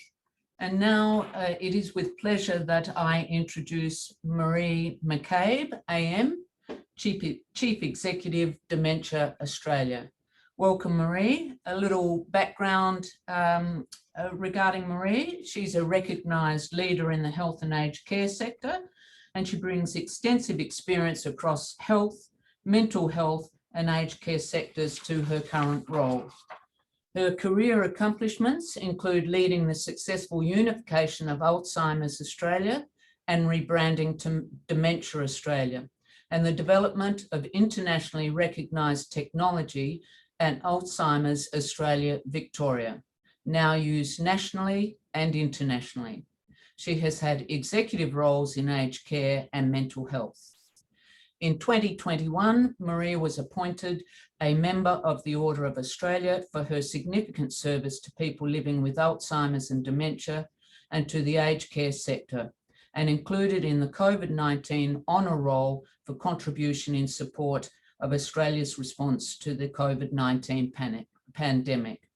We're honoured to have you join us today, Marie, and we look forward to your presentation on dementia and elder abuse. Thank you so much, Michelle, and good afternoon, everyone. I really am delighted to be here to join you all today and to hear and be part of a discussion on such an important topic. I begin by formally acknowledging the traditional custodians of the land on which we're meeting today, or the lands on which we're meeting, and pay my respects to their elders past, present, and to our shared futures. And I also acknowledge my fellow speakers. And Sakina, thank you so much for assisting with the slides. So if we could go to slide 2, please. And I will just give a little bit of background about Dementia Australia and the work that Dementia Australia does. So we were actually founded by carers about 30 years ago, and we represent and exist to support and empower the estimated 500,000 Australians living with dementia and the 1.6 million people involved in their care. We involve people impacted by dementia in our activities and decision-making to ensure that we are representative of the diverse range of dementia experiences across Australia. And our role is to elevate and amplify the voices of people impacted by dementia through advocating and sharing their stories to help inform and inspire others. Dementia Australia is the source of trusted information, education and support services. We advocate for positive change for people living with dementia, families, carers, and provide vital research. We're also here to support people impacted by dementia and to enable them to live as well as possible. Next slide, thank you, Sakina. So what is dementia? Well, what we know is that without a significant medical breakthrough by 2058, the number of people living with dementia is estimated to increase to around 1.1 million people. In 2018, dementia was estimated to cost Australia more than $15 billion. By 2025, the cost of dementia is predicted to increase to more than $18.7 billion. and by 2056 to more than 36 billion. It's the second leading cause of death in Australia after heart disease and the leading cause of death of women, but it also remains one of the most challenging and misunderstood conditions. It is a disease of the brain, it is terminal, and unfortunately right now there is no cure. Next slide, please. Now, based on international indicators, it's likely that between 2% and 14% of older Australians experience elder abuse in India.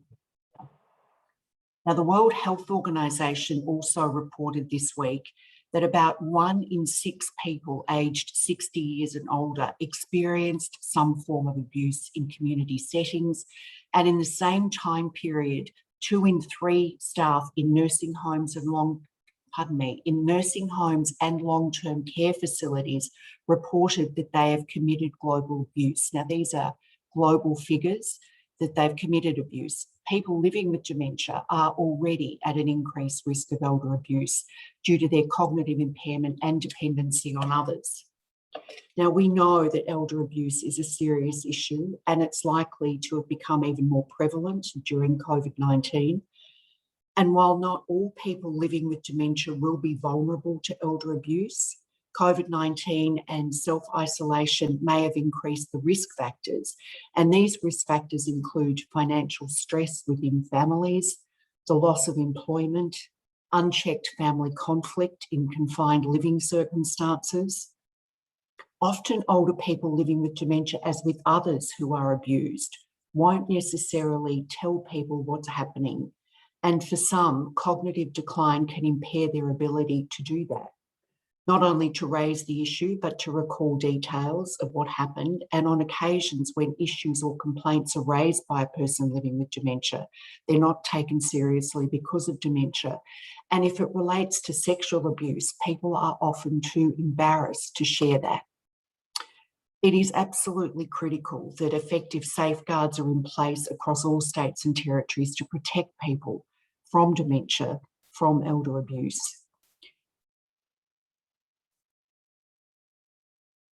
Thank you. Some of the key barriers as identified by people with a lived experience of dementia to receiving fair treatment, free from abuse, include unconscious bias, a lack of experience with people with a disability, which leads to misunderstanding, inaccurate assumptions, and a failure to recognise their rights in one form or another. It may be poor education, the low profile of disability in the community, and low diversity in health literacy. Now, these barriers are linked in their most extreme forms to violence, to abuse, neglect, and exploitation, because dementia as a disability is not part of most people's consciousness until they actually have it touch them in some way. And for many, dementia is considered, it really is an invisible disability. Where there's a physical disability, people can see, they kind of understand. But with dementia, what often happens is what we can't see, we don't understand, and what we don't understand, we avoid. And some of this avoidance creates the opportunity for abuse to occur. Many people with a disability do not have a voice themselves, and especially where their disability results in cognitive impairment or decline, and their cognitive impairment may result in a lack of ability to communicate. Barriers to equal human rights and respect remain overlooked unless advocacy organisations and/or support is available, and governments prioritise the needs of people with a disability.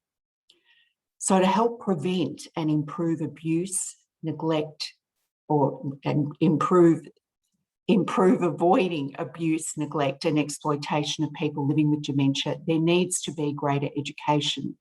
And this education needs to start from a young age, communicating human rights, that all people have the right to be treated with respect, regardless of their ability.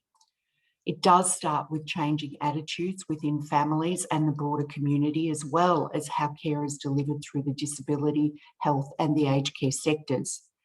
Due to lack of awareness about disability and specifically younger onset dementia, many people are unaware of how to best support people living with dementia or even meaningfully engage with them. There's certainly an obligation for all levels of government, the aged care and disability and health sectors and workforce to ensure people living with dementia are treated with the same dignity, respect and rights as everyone else, and are protected against all forms of abuse. It's certainly imperative that our workforce caring for people living with dementia have specialised dementia knowledge through training and education to ensure they can identify any changes in behaviour which could signal that something's not right.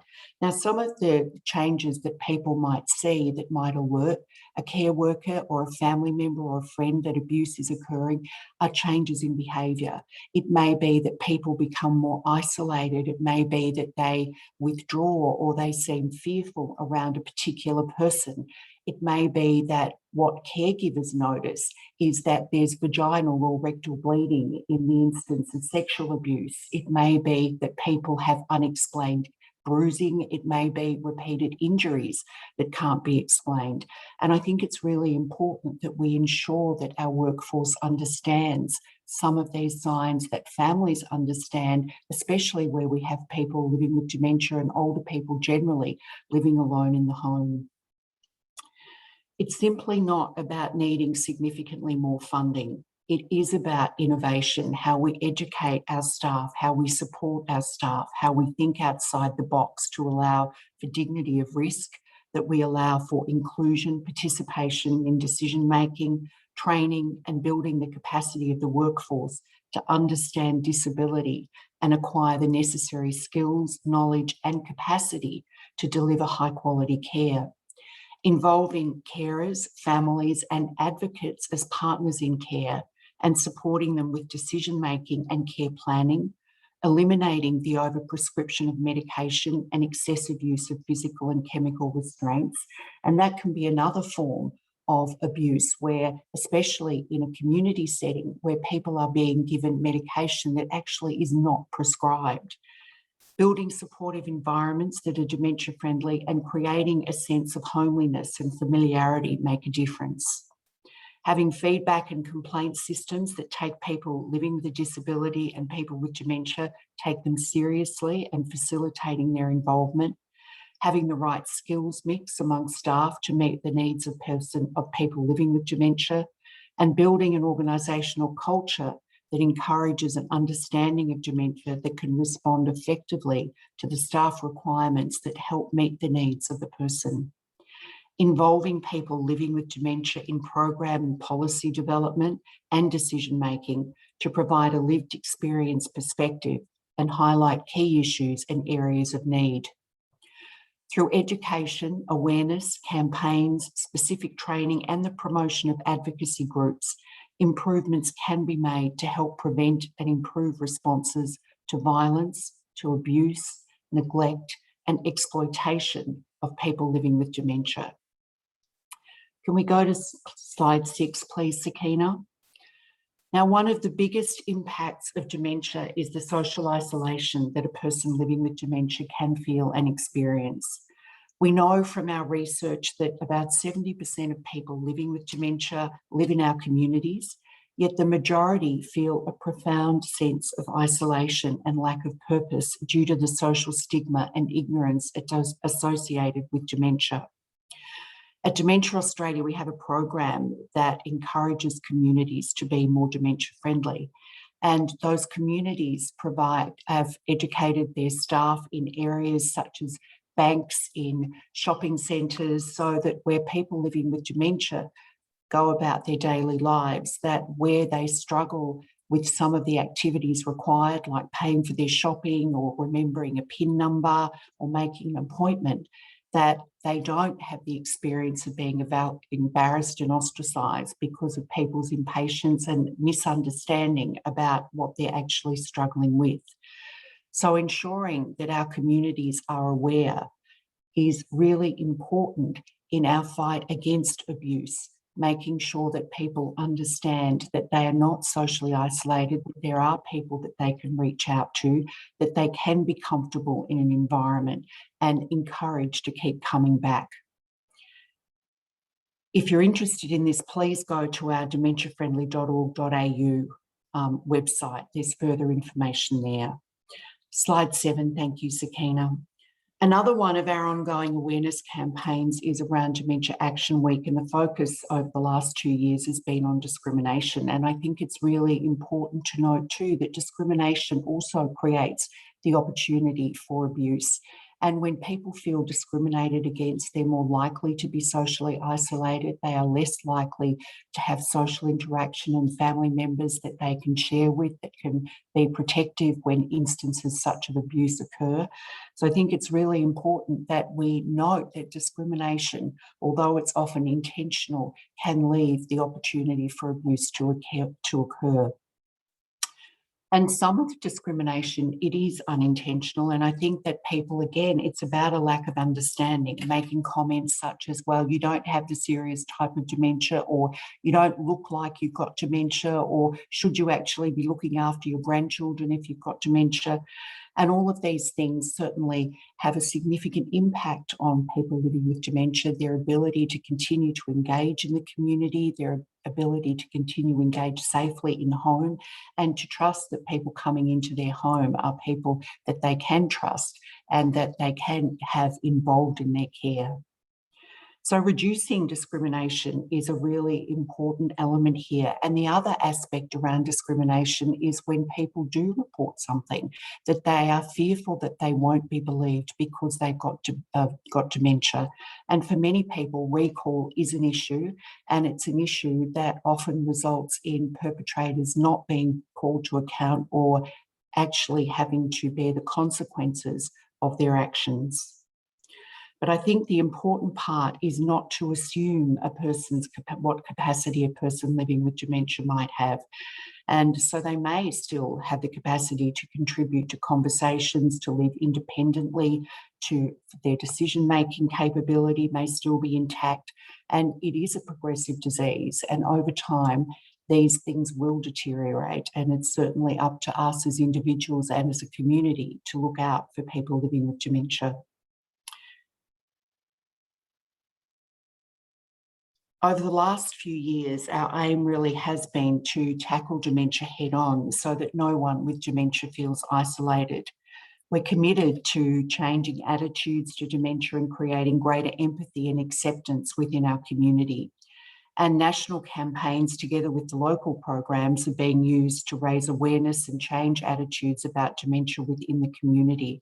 It certainly is a human right to be treated with respect and with dignity, and people living with dementia, their families and carers deserve an informed and supportive Australia where everyone understands dementia and is free from all forms of abuse. Thank you.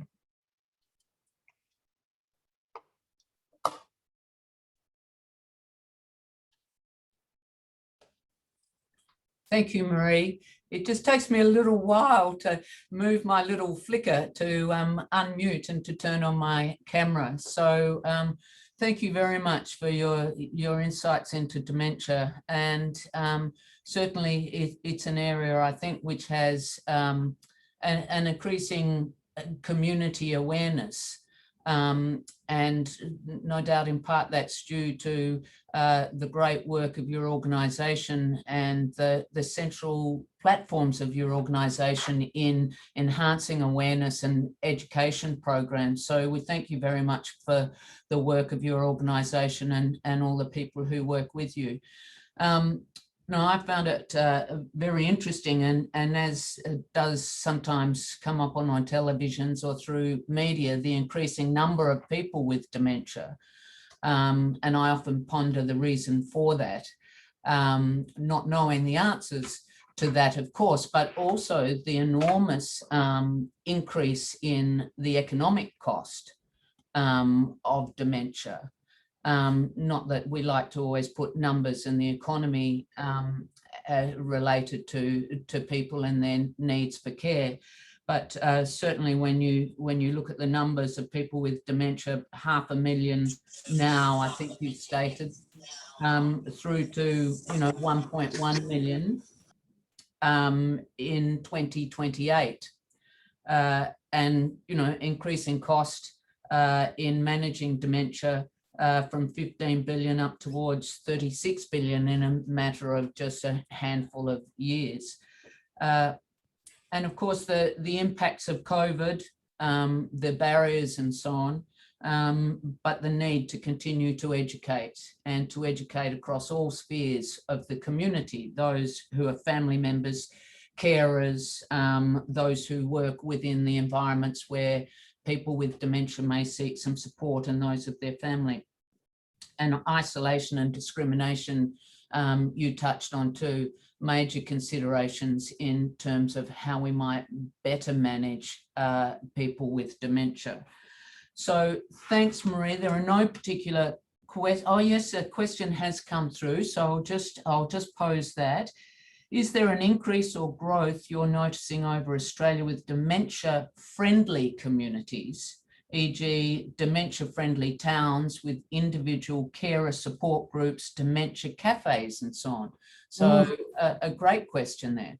A great question indeed. There absolutely is, Michelle, and it's fabulous to see. It's one of the most important things for people living with dementia to be able to remain socially engaged, and having dementia-friendly towns. There's a number across the country, and also dementia-friendly cafes. The social programs such as that are so important for people to be able to get together, to share experiences, to build networks, and to be able to have ongoing community support and engagement makes a massive difference to the lives of people living with dementia, their families and their carers.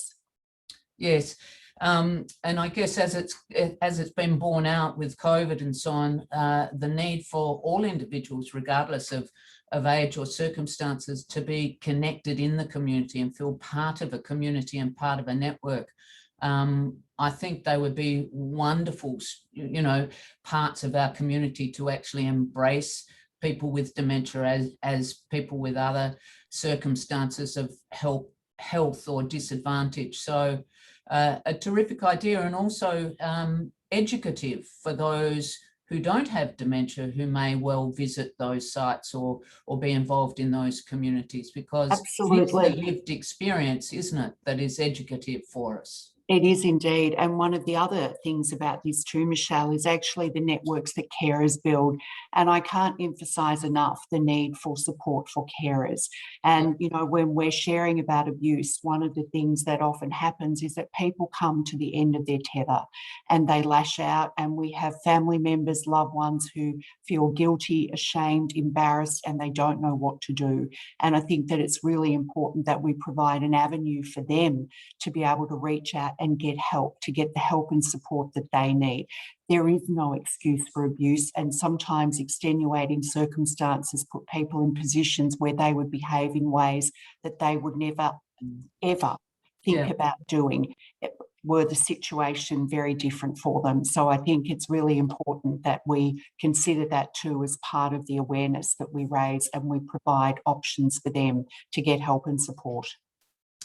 Thanks again, Marie. Really appreciate your time and your energy put into this presentation, and your passion for helping educate our population around dementia and how we might best care for these people. Thank you so much, Michelle. Thank you. And now we'll move on rapidly to our next presenter, Cassie Mason, Director, Office for the Ageing Well, in South Australia and SA Health. Cassie is focused on developing and implementing dynamic and innovative social policies and programs to support older South Australians to age well. She currently has a portfolio of responsibility for state ageing policy, South Australian Government Aged Care Strategy, retirement villages, seniors card, ageing community grants, and South Australia's new adult safeguarding unit established under landmark legislation. Cassie is also currently leading an Australian first CCTV pilot project to explore whether this type of audio visual surveillance technology has a place in aged care facilities to improve the safety and well-being of our residents. So we look forward to your presentation, Cassie, presenting on strengthening safeguards. Thank you. Thanks, Michelle. Before I start, I also would like to acknowledge that the land that we meet on, that I'm meeting on today is the traditional lands of the Kaurna people, and pay my respects to their elders past, present and future. So as many of you would know, our Office for Ageing Well takes the lead on the state government's commitment to supporting older South Australians to age well. We really focus with partnering with others to develop, influence and implement really innovative policies, programs and projects to make South Australia a great place to live and to age well, both for current and future generations of older people. We partner with a diverse range of older South Australians and the organisations who support them. So that includes ARAS and also many of you who are here today. So the approach that we take to our work is really aligned to the theme for today's forum of Let's Talk. And Office for Ageing Well really does acknowledge that older people are the experts in their own lives, and we're really committed to using a co-design and partnership approach to everything we do. Sakina, can you go to slide 2, please?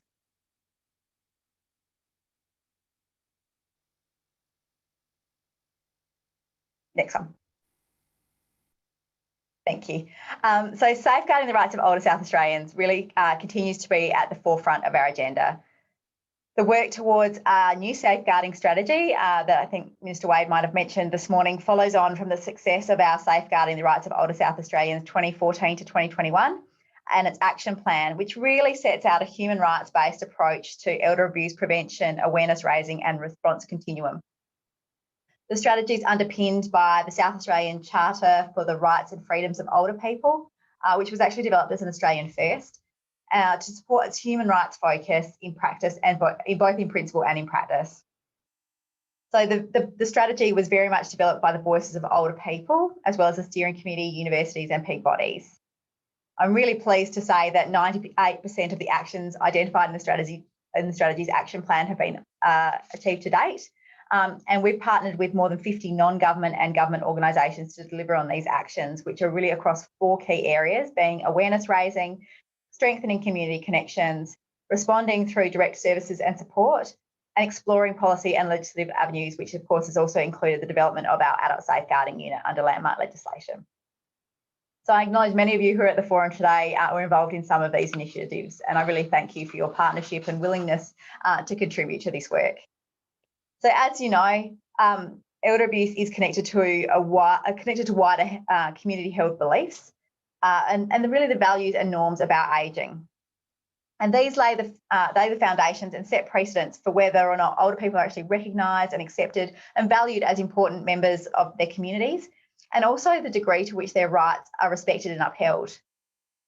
The deliberate harm, mistreatment or failure to safeguard these rights actually really challenges our understanding and our expectations across the community and families of services of actually what older people mean to us and how they're valued across our society. So the development of a new safeguarding strategy presents us all with a really excellent opportunity to really reaffirm and reset the direction, the statewide policy to safeguard the rights of older South Australians over the next 5 years.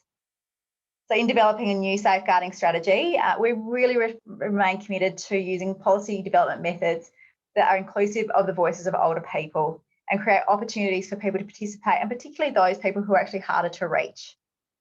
So there'll be opportunities for conversations right across our state. We're hoping to engage with a diverse range of older people, communities, and other stakeholders to discuss some really key themes, priorities, and collaborative actions that will contribute to positive outcomes for older South Australians.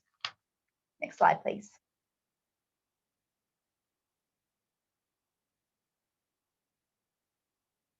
So when we talk about preventing elder abuse, we really do need to come back to putting tackling ageism right at the centre of that discussion.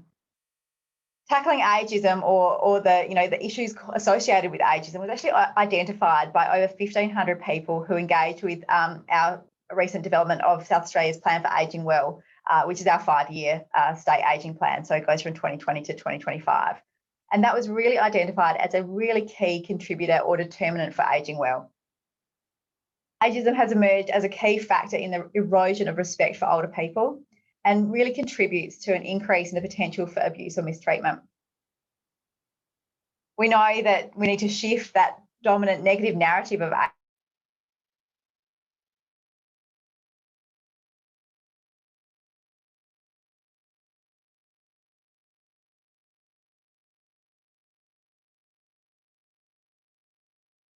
So last year, our office sponsored our annual Tackling Ageism Award, and we're continuing to sponsor this to help keep the spotlight on the issue. So nominations for the 2021 Community Achievement Awards opened on the 9th of June and closed on the 12th of August. And if you or somebody you know is really doing some work around tackling ageism, I would encourage you to nominate for this award. As well, a pilot Age-Friendly Services Week was held between the 17th and 21st of May this year. And that's really been an important part of the South Australian Government's election commitment to combating ageism by challenging the way that ageing is framed in the language and the structures of the service the government delivers. So we've got an age-friendly services website and age-friendly services guidelines which have been developed.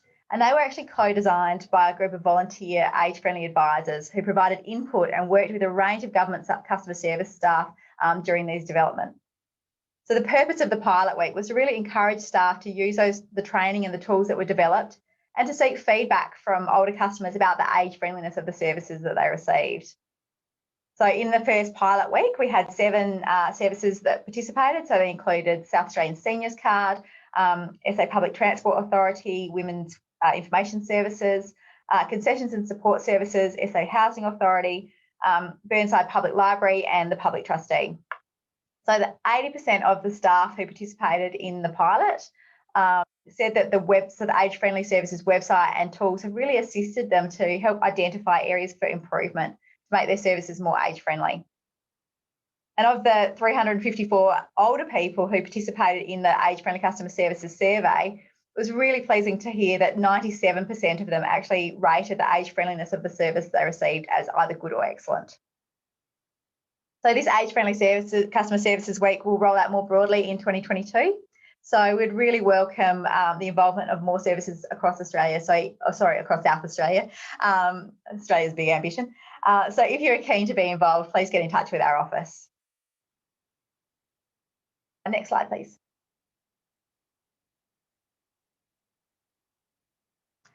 So another way we're working to get the conversation about older people's rights and elder abuse front and centre is through our annual Stop Elder Abuse community awareness campaign, which hopefully many of you will have seen.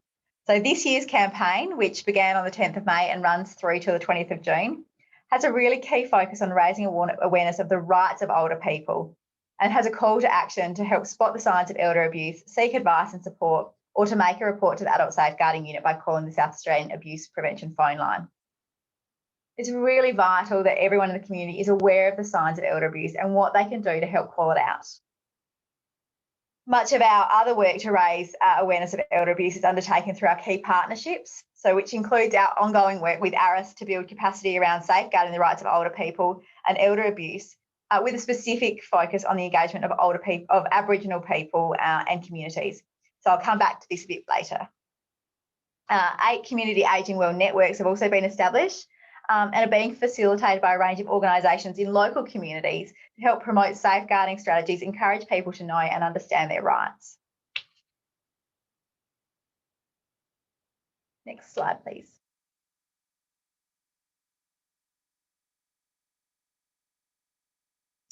So hopefully you're all aware of our Adult Safeguarding Unit, and achieving the milestone of the Ageing and Adult Safeguarding Act and establishing this unit under that legislation was a really important step in the direct service response to safeguard the rights of older South Australians. So in our first year of operation, there was 1,069 calls to the Adult Safeguarding Unit via the phone line. As Minister Wade mentioned, following the unit did expand last year to also include people with a disability. So following the ASU's expansion to take reports of adults living with a disability, between the 1st of October 2020 and the 31st of May this year, the phone line received 1,335 calls. So that's compared to 622 calls for the same period in the previous year. So as you can see, the demand for our service is certainly increasing. So of the calls received between October and May, 847 of those related to older people, and about half of those were reports, the other half being information and advice. And 346 calls related to adults living with a disability, and about 60% of those were actually reports. Of the remaining calls, the nature of the person's vulnerability wasn't actually disclosed over the phone call. As well as responding to reports of abuse, the ASU also continues to raise awareness of strategies to safeguard the rights of older people and people with a disability who might be at risk of abuse through delivering presentations to a broad range of government, non-government and community organisations throughout the year. I think I was preaching to the converted here. We all know that what the statistics, thanks again, the statistics around elder abuse and the further impact that social isolation can have on elder abuse. We know that nationally, 1 in 20 Australians experience some sort of abuse from a person that they know and trust. And what we've discovered here in South Australia is a high proportion of cases of elder abuse are financial. They're often coupled with emotional abuse. Older women are more likely to experience abuse, and that's most commonly from an adult son. So the Plan Ahead Week, which some of you will know was previously Planning Ahead Week, campaign has been running annually since 2014, aiming to raise community awareness and literacy around the benefits of early planning and the legal tools that can be used. So this year, Office for Ageing Well will coordinate Plan Ahead Week from the 6th to the 12th of September, supported by Donate Life, Legal Services Commission, Office for Public Advocate, CODA SA and community organisations.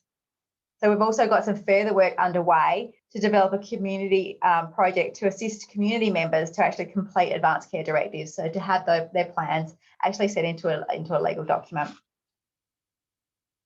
Next slide, please.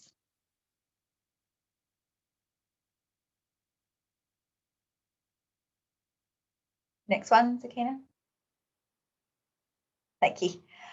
So as Carol Ann mentioned previously, so, whilst I guess many of the restrictions associated with COVID-19 have eased of late, the experience of the COVID-19 pandemic over the past year and a half, and I guess in particular the restrictions imposed on older people, particularly early on, had a really significant impact on the ability of older people to maintain their social connections, access the services they need and keep in contact with support.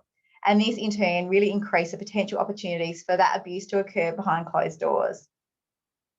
So through our office, we continue to try and maintain a really strong focus throughout the pandemic on communicating with older people directly and keeping them in touch with information to assist them to stay informed and resilient throughout this time.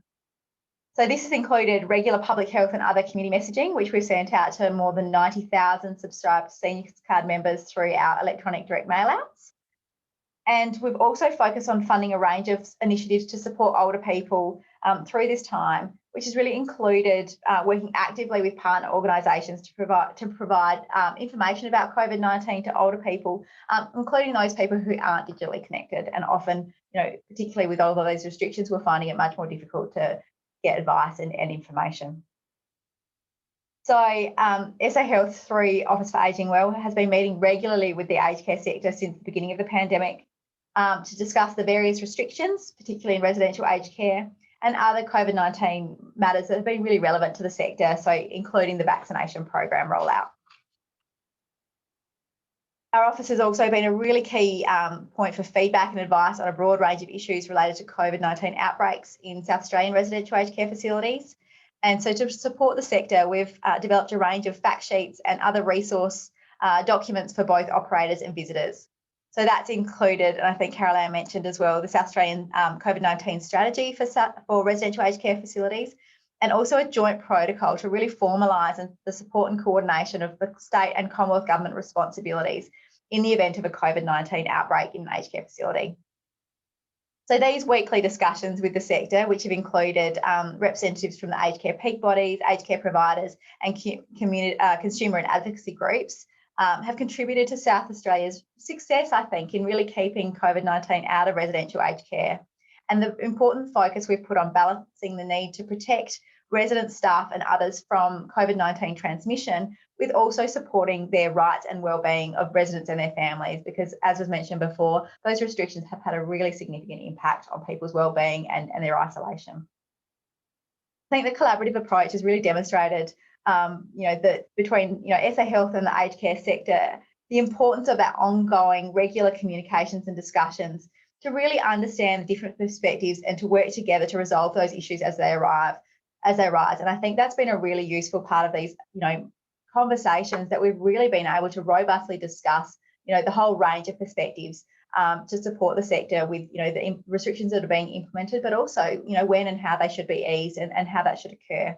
And so that's been really important advice that we've actually been able to, as a whole sector, provide to both Public Health and the Police Commissioner with the restrictions. Next slide. So just really briefly, obviously all of you would know that the Commonwealth Government has recently provided its response to the Royal Commission into aged care quality and safety recommendations, and they obviously accepted the majority of recommendations, either entirely or in principle. So the Commonwealth is obviously committed to delivering a multi-billion-dollar reform of aged care, which includes further assistance for COVID-19 management prevention, improving access to aged care, provision of support for older Australians to access information and navigate the aged care system, and the establishment of a single aged care assessment workforce. So the development of the new Act will be a significant in the way it underpins a rights-based approach to aged care support. And the South Australian Government, through SA Health, we're continuing to look for opportunities to inform and influence the national conversation to ensure that the reform process really does support older South Australians to age well. Next slide, please.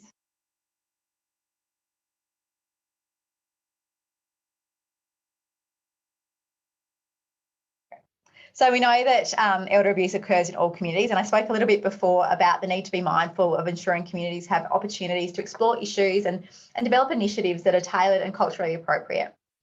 So a partnership with SAMRI's Wadley-Paringa Aboriginal Research Unit a couple of years ago resulted in the What Keeps You Safe report. And this report recommended that to promote the safety of older Aboriginal people, approaches really do need to be developed in consultation with the South Australian Aboriginal community. So this paved the way for the Respect, Connect, Stop Elder Abuse campaign, which has just been launched. Supported by the Ageing Aboriginal Community Networks in 2020, our new awareness campaign was co-designed with Aboriginal elders and other Aboriginal people. The campaign is now being progressively rolled out in partnership with metropolitan and regional Aboriginal communities over the next 5 years, and really focuses on respect and cultural connections. So the work drew upon the expertise of the Ageing Aboriginal Community Network members, and this was facilitated by ARAS, and it really helped inform the campaign artwork and the Respect Connect messaging to help spread the word. Next slide, please.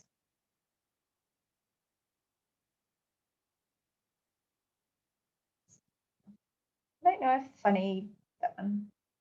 Yeah, probably. Sorry. So in closing, I guess creating opportunities to connect, reinforcing our commitment to age-friendly communities, stamping out ageism really critically, and assisting older people to build the skills to navigate the changes that can come with ageing. And I guess particularly recently, the changes that have come with the COVID-19 pandemic continues to be a really strong focus of our work. So many older people have indicated they're still quite reluctant to rejoin previous social activities, including volunteering, and the risk of social isolation that we know, is a real risk factor of elder abuse is definitely still present in the community with the pandemic. So we're continuing a broad range of partnership projects that really build strong community connections and are actively working to reinvigorate things like volunteering and reconnecting older people with social activity, which we know is a protective factor.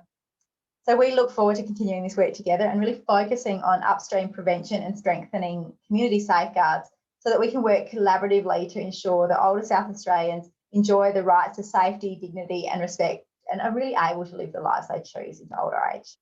So thank you.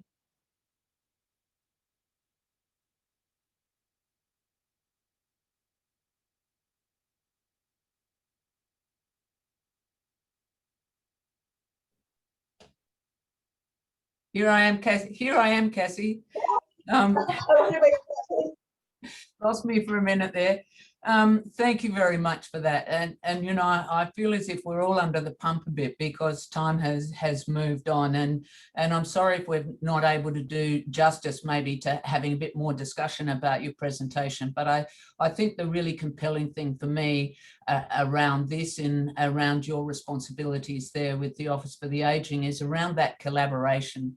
There are so many different people who have an interest and an involvement in this area, and it's the collaborative approach and hearing each other's voices and hearing the issues and the pain points and so on for organisations, for people, etc., whatever their involvement, and trying to work out the best practice from there.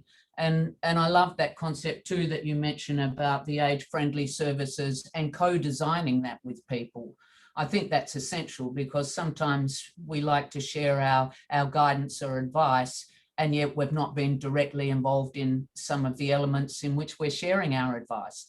So to co-design some of your programs and services to suit the community you serve, I think is terrific. Now, there were two questions. I'm only going to give you one, and because it actually arrived before time in an email, and it's a bit long, so I'm just going to truncate it. It's come from a resident in a retirement village, and they're also a volunteer of the South Australian Retirement Villages Residents Association.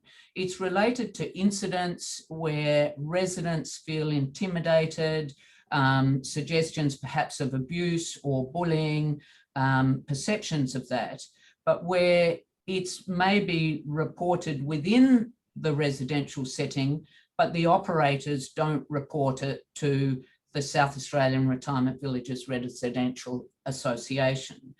And so the question is, often the residents don't follow up with it because they don't have the energy, the will, maybe the confidence to do so.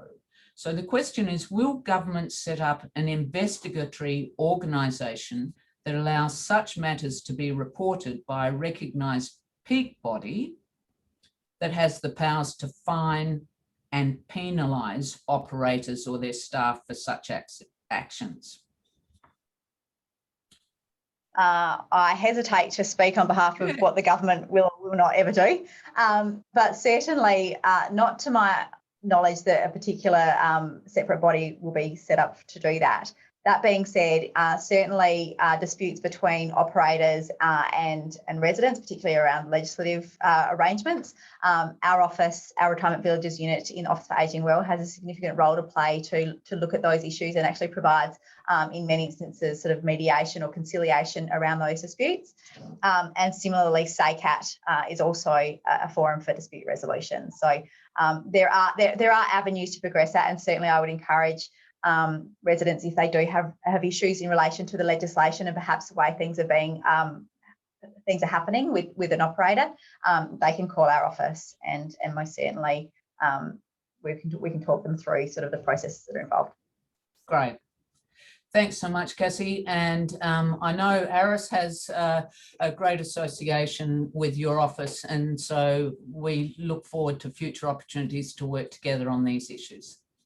Thanks, Michelle. It certainly has been a very long-running partnership, so keen to continue. Thanks very much. Bye-bye. And that takes us to our last presenter, and I must apologise to Angela to keep her waiting in the wings, so to speak, patient as she has been, and we're very appreciative and grateful that you've stayed on the line. Also, too, we are for everyone else who's still on the line, and we encourage you. We've probably got, half an hour by the time we're all wrapped up. So we look forward to those staying with us for the duration if you can. So Angela McMillan, Group Customer Advocate for the Commonwealth Bank. Angela co-chairs the Unity, CBA's LGBTI and Employee Network and is passionate about ensuring they support customers in vulnerable circumstances and promoting Indigenous issues. Angela is a mum of 3 children and 2 dogs and has somehow only recently realised the benefits of yoga. Congratulations on that, no doubt. Your flexibility is greater than mine. Over to you, Angela. Thank you, Michelle. And hello, everyone. It's lovely to be here with you today in recognition of World Elder Abuse Awareness Day. And I am very grateful to be given the opportunity to talk about elder abuse in the context of banking. I would like to start by acknowledging the traditional owners of the land from which I'm speaking with you today, and that's the Gadigal people of the Eora Nation. And I pay my respects to elders past and present. So as the customer advocate for the Commonwealth Bank group, it's essentially my job to hold the bank to account for identifying, addressing and preventing poor customer outcomes, particularly as they relate to customers in vulnerable circumstances. And across CBA and indeed the broader banking sector as a whole, we're becoming increasingly aware and increasingly concerned about the prevalence of elder financial abuse, which we see impact some of the most vulnerable members of our community. So I'd like to just share with you a story about one of those community members, one of our customers. So earlier this year, one of our older customers, and I'll call her Lily, visited one of our branches. Our team looked at Lily's account and became a little bit concerned. And the branch manager then found multiple transactions made on through a number of different suburbs and locations, as well as about $3,000 a month that was being withdrawn from Lily's self-managed super fund in cash. So the branch manager had a chat with Lily and found out that her husband had passed away the year before, and that she had since moved in with her son. And after noticing that there was no driver's license on Lily's profile, the branch manager actually asked her, "How are you getting around to these different locations where these cards are being used?" And she said, "That's not me." And so after stopping the card and actually issuing a new one, the branch manager noticed further transactions were appearing on Lily's accounts. There was lots of Uber Eats purchases. There were tickets to Summonats in Canberra and Afterpay repayments. And it's really then that she kind of put two and two together and realised that Lily's son, and I'll call him Andrew, had been actually using her card. So it turns out that Lily had given her son authority to use the account, but she now seemed frightened about removing him. Lily had also been experiencing some difficulties with her memory since her husband had passed away, and was struggling to remember some of the conversations that she was having. The branch manager did some further digging and found that Lily's son actually had a power of attorney over her account. And when she actually had a conversation with Andrew to say Lily's money really should be spent on things that benefit her and not him, he became quite aggressive. The branch manager noticed more cash withdrawals over the next few weeks. So what she actually did was stop the card. She got in contact with Lily and she actually asked her to come into the branch when she needed money to do over-the-counter withdrawals in an attempt to stop Andrew from accessing that account and that money.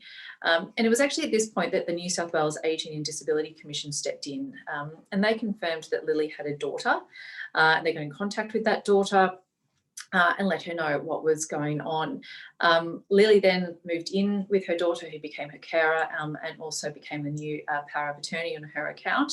And as it turns out, unfortunately, Lily and her daughter ended up having to take an AVO out against Andrew when things disintegrated even further. But at least she was out of the home and her finances were protected. Now, I tell this story because at CBA, we see people like Lily every day, and we know that there are more out there that we don't know about. So the more that we can do to help raise awareness of what elder financial abuse is, what are some of the warning signs, and where to go to get support, hopefully we can all work together to reduce the prevalence of these stories. So what is elder financial abuse and why is it important to talk about? So elder abuse happens when elder financial abuse happens when a person misuses their position, often a position of trust, to cause financial harm to an older person. And if we look at slide 2, please, Sakina, We can see that as Australia's population ages, more and more people are being impacted by elder financial abuse, with that being one of the most common forms of elder abuse itself. And so sadly, look, we find that everyone is at risk, with those at greater risk being people who are reliant on others for their care, people who are socially isolated, people who have a physical or mental impairment, people with low financial literacy due to language or cultural barriers, people from LGBTI plus communities, and people who have been subject to other forms of abuse. So we see those patterns quite regularly. The challenge with elder financial abuse is that it can take many forms, as set out on slide 3, please, Sakina, which can include one-off or repeated actions, threats, or a lack of action. But within the banks, we see some really common types of this form of abuse. And it's concerning to see how many of these actually applied in Lily's circumstances. So if we look at box 1 there on slide 3, we can see power of attorney arrangements. Now, often these are fine, and we don't see any issues with them, but they can equally sometimes result in attorneys taking the power that's entrusted to them to really take a person's assets for themselves or for others, as we saw with Andrew. Pressure, threats and intimidation can be physical or emotional or both, and can result in an older person being forced to sign over access to their accounts against their will, as we saw again with Andrew. Fraud and scams. So this is where third parties deliberately set out to deceive people out of their money or their assets. And I'll talk about that in just a minute. But if we move on to family agreements, which can generally be quite informal and have no legal backing, but can result in older people feeling obligated to sign over money and assets, including family homes. Sakina, if we could just go back to slide 3, that would be great. Thank you. If we look at box 5 there, we have the improper use of funds, which can actually occur when someone has lawfully been given access to someone's account, but they use the money for their own benefit. Again, as we saw with Andrew. Thieves in box 6 there can really target an older person's physical or mental frailties.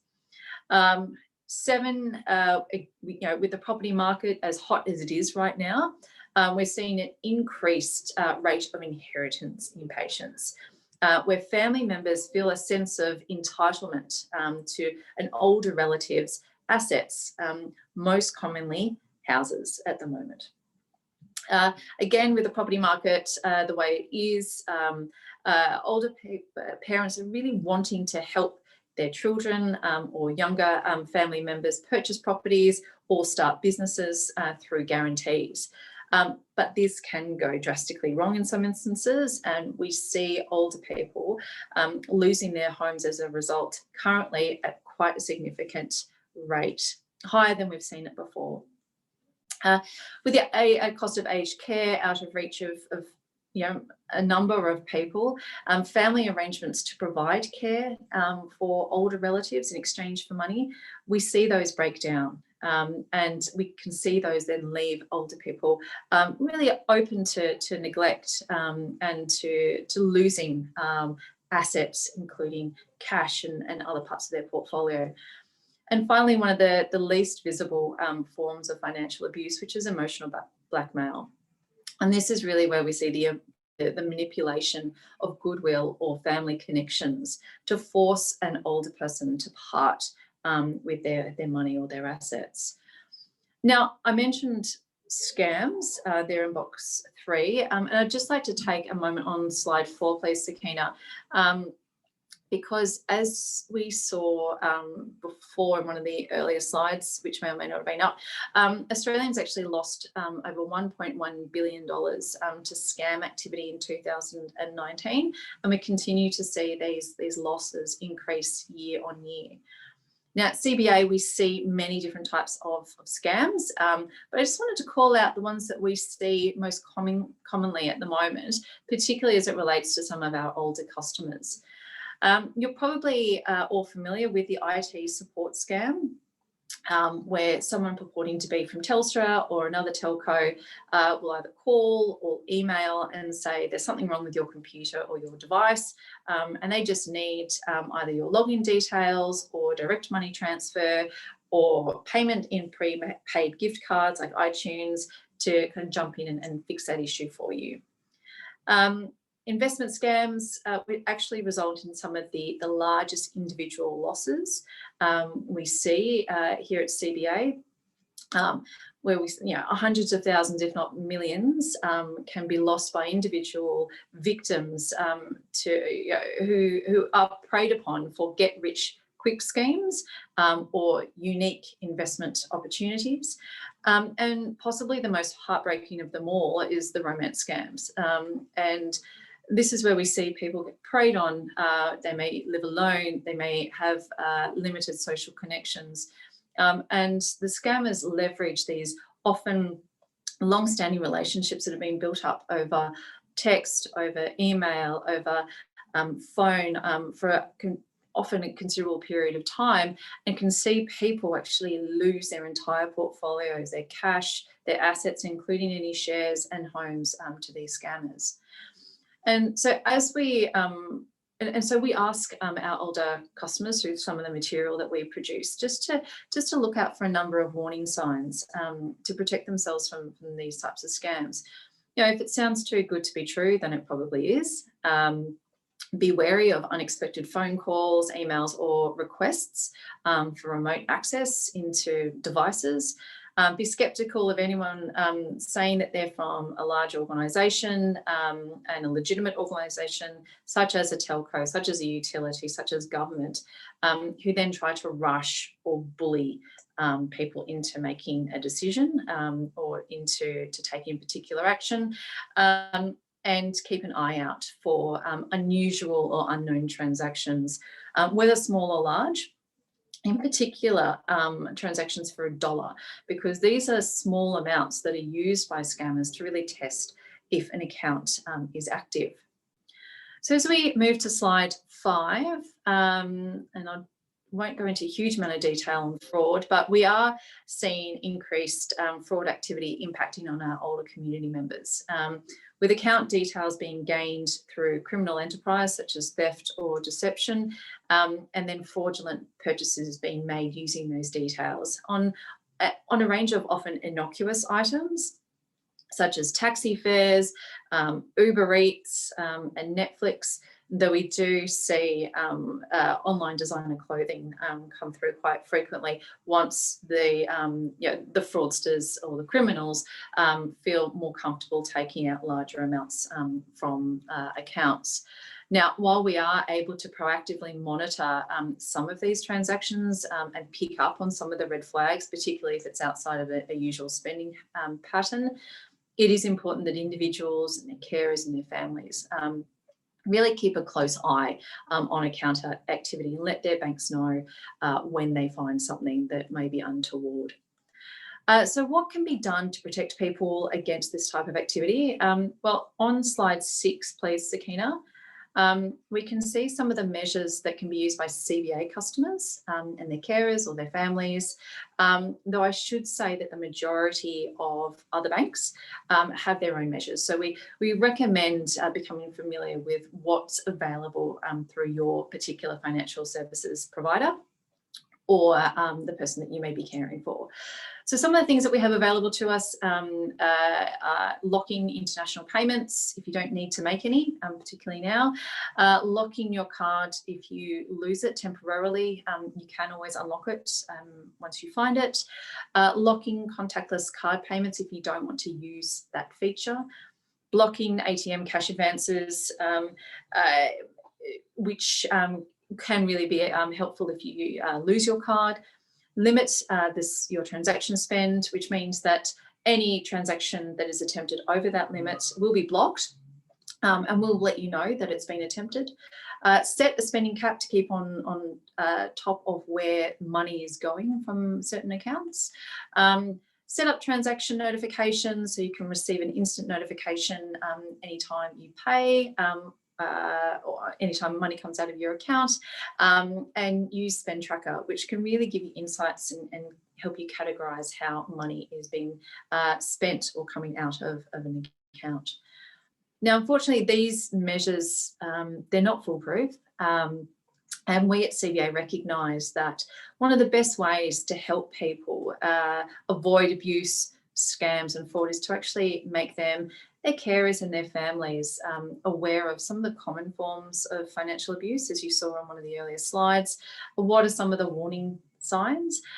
What is the support that's available to individuals, their carers, their families, when they think that something may be of concern or they feel as though they may have been subject to either abuse, scam or frauds, and where to go for help, amongst other things. And so on page 7, we've just got some information there about our Safe and Savvy guide, which is available on combank.com.au and also through our branch network.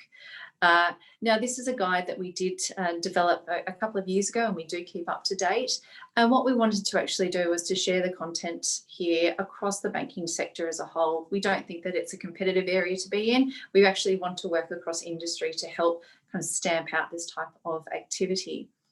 And so kind of that leaves the final question of where can our customers, so CBA customers or their representatives, go if they find themselves subject to financial abuse and need immediate support. And so if we turn to slide 8, Sakina, you can see some of the information there about our community wellbeing team.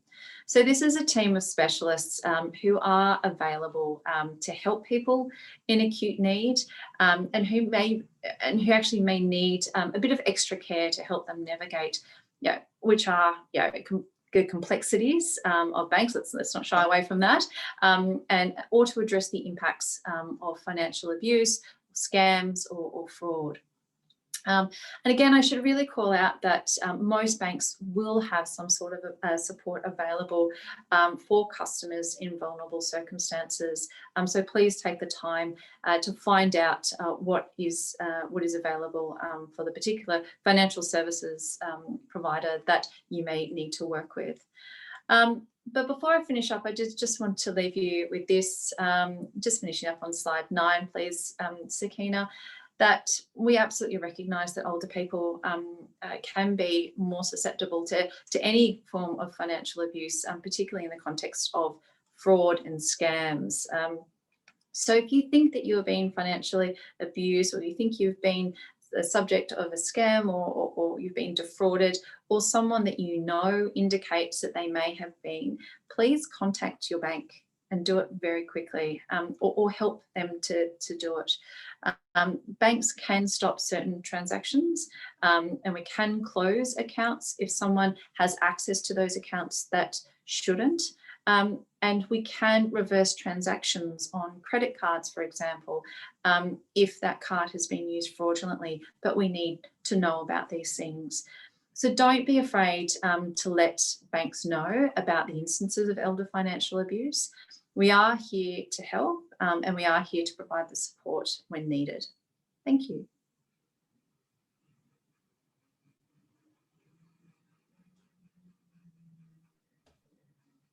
Thanks so much, Angela. That was a terrific, I think, way to bring to some of the realities of different levels of abuse for older people, people vulnerable. But it was a powerful story about Lily, very powerful. And I could imagine that sort of story could be replicated, everywhere, anytime, either by family members or by people close to that individual who particularly has the authority as power of attorney. But I think the other thing that really brought to light for me was the importance of financial institutions in being an extra pair of eyes, in having an oversight responsibility where others are not seeing these things happening and don't have access to that information. And so, you know, it's a very important role that financial institutions play with their customers in terms of being perhaps an intermediary in bringing to light some matters of concern that may or may not be with the permission of your customer or your account holder. So thank you very much for sharing that story. But also, you know, we're all a bit nervous about scammers, about the potential for fraud. It doesn't matter what age we are. And most of us have all got some money, we think, securely somewhere. And the sadness around, you know, people are playing on other people's emotions, whether it be through lack of knowledge or understanding of IT, etc., or whether it's about romance and matters of the heart. Terrific to know too all the different things that you can do to help people protect their investments or their financial positioning from those who are less than honourable. So terrific presentation. Thank you so much for that. It gives us too, where the banks sometimes take a bit of a bashing, it gives us heart about a lot of the secret stuff that goes on behind the scenes that is actually the wonderful work of our financial institutions. So thank you. It's lovely to be able to entrust in you our finances. I have no questions for you. And again, thank you so much for staying on with us. Oh, my absolute pleasure. And I bid you farewell, Angela. And I'll just do the wrap up. Thank you. Thank you so much. Thank you. So that really brings us to the conclusion of our presentations this morning. And I do thank all of you who were online and possibly still are online. And it would be great just if you could provide us with some instantaneous feedback in terms of your perceptions of today's webinar and the presentations. I'd also like to thank all of our panelists for their involvement and time and commitment. And to our sponsors, just to name them again, our champion sponsors, Dimension Australia, Australian Nursing and Midwifery Federation of South Australia, Aged and Community Services of Australia, and our supporter sponsors, PHN Adelaide, ECH, Resthaven, Southern Cross Care, and Uniting Communities. Thank you all for staying with us. I remind you, if you would like to become a member of ARAS, do jump on our website and you can register as a member, as an organisation or as an individual. My sincerest thanks to Sakina, who's been ensuring the IT capability of all of us this morning. Wonderful support in the background and has enabled us all to communicate on this very important topic. The results that have come in terms of the rating of feedback, we've got 37% excellent, 47% very good, and 15% good. I won't detain you from possibly lunch. Good day. Have a good end of the week. Thank you very much. Bye-bye.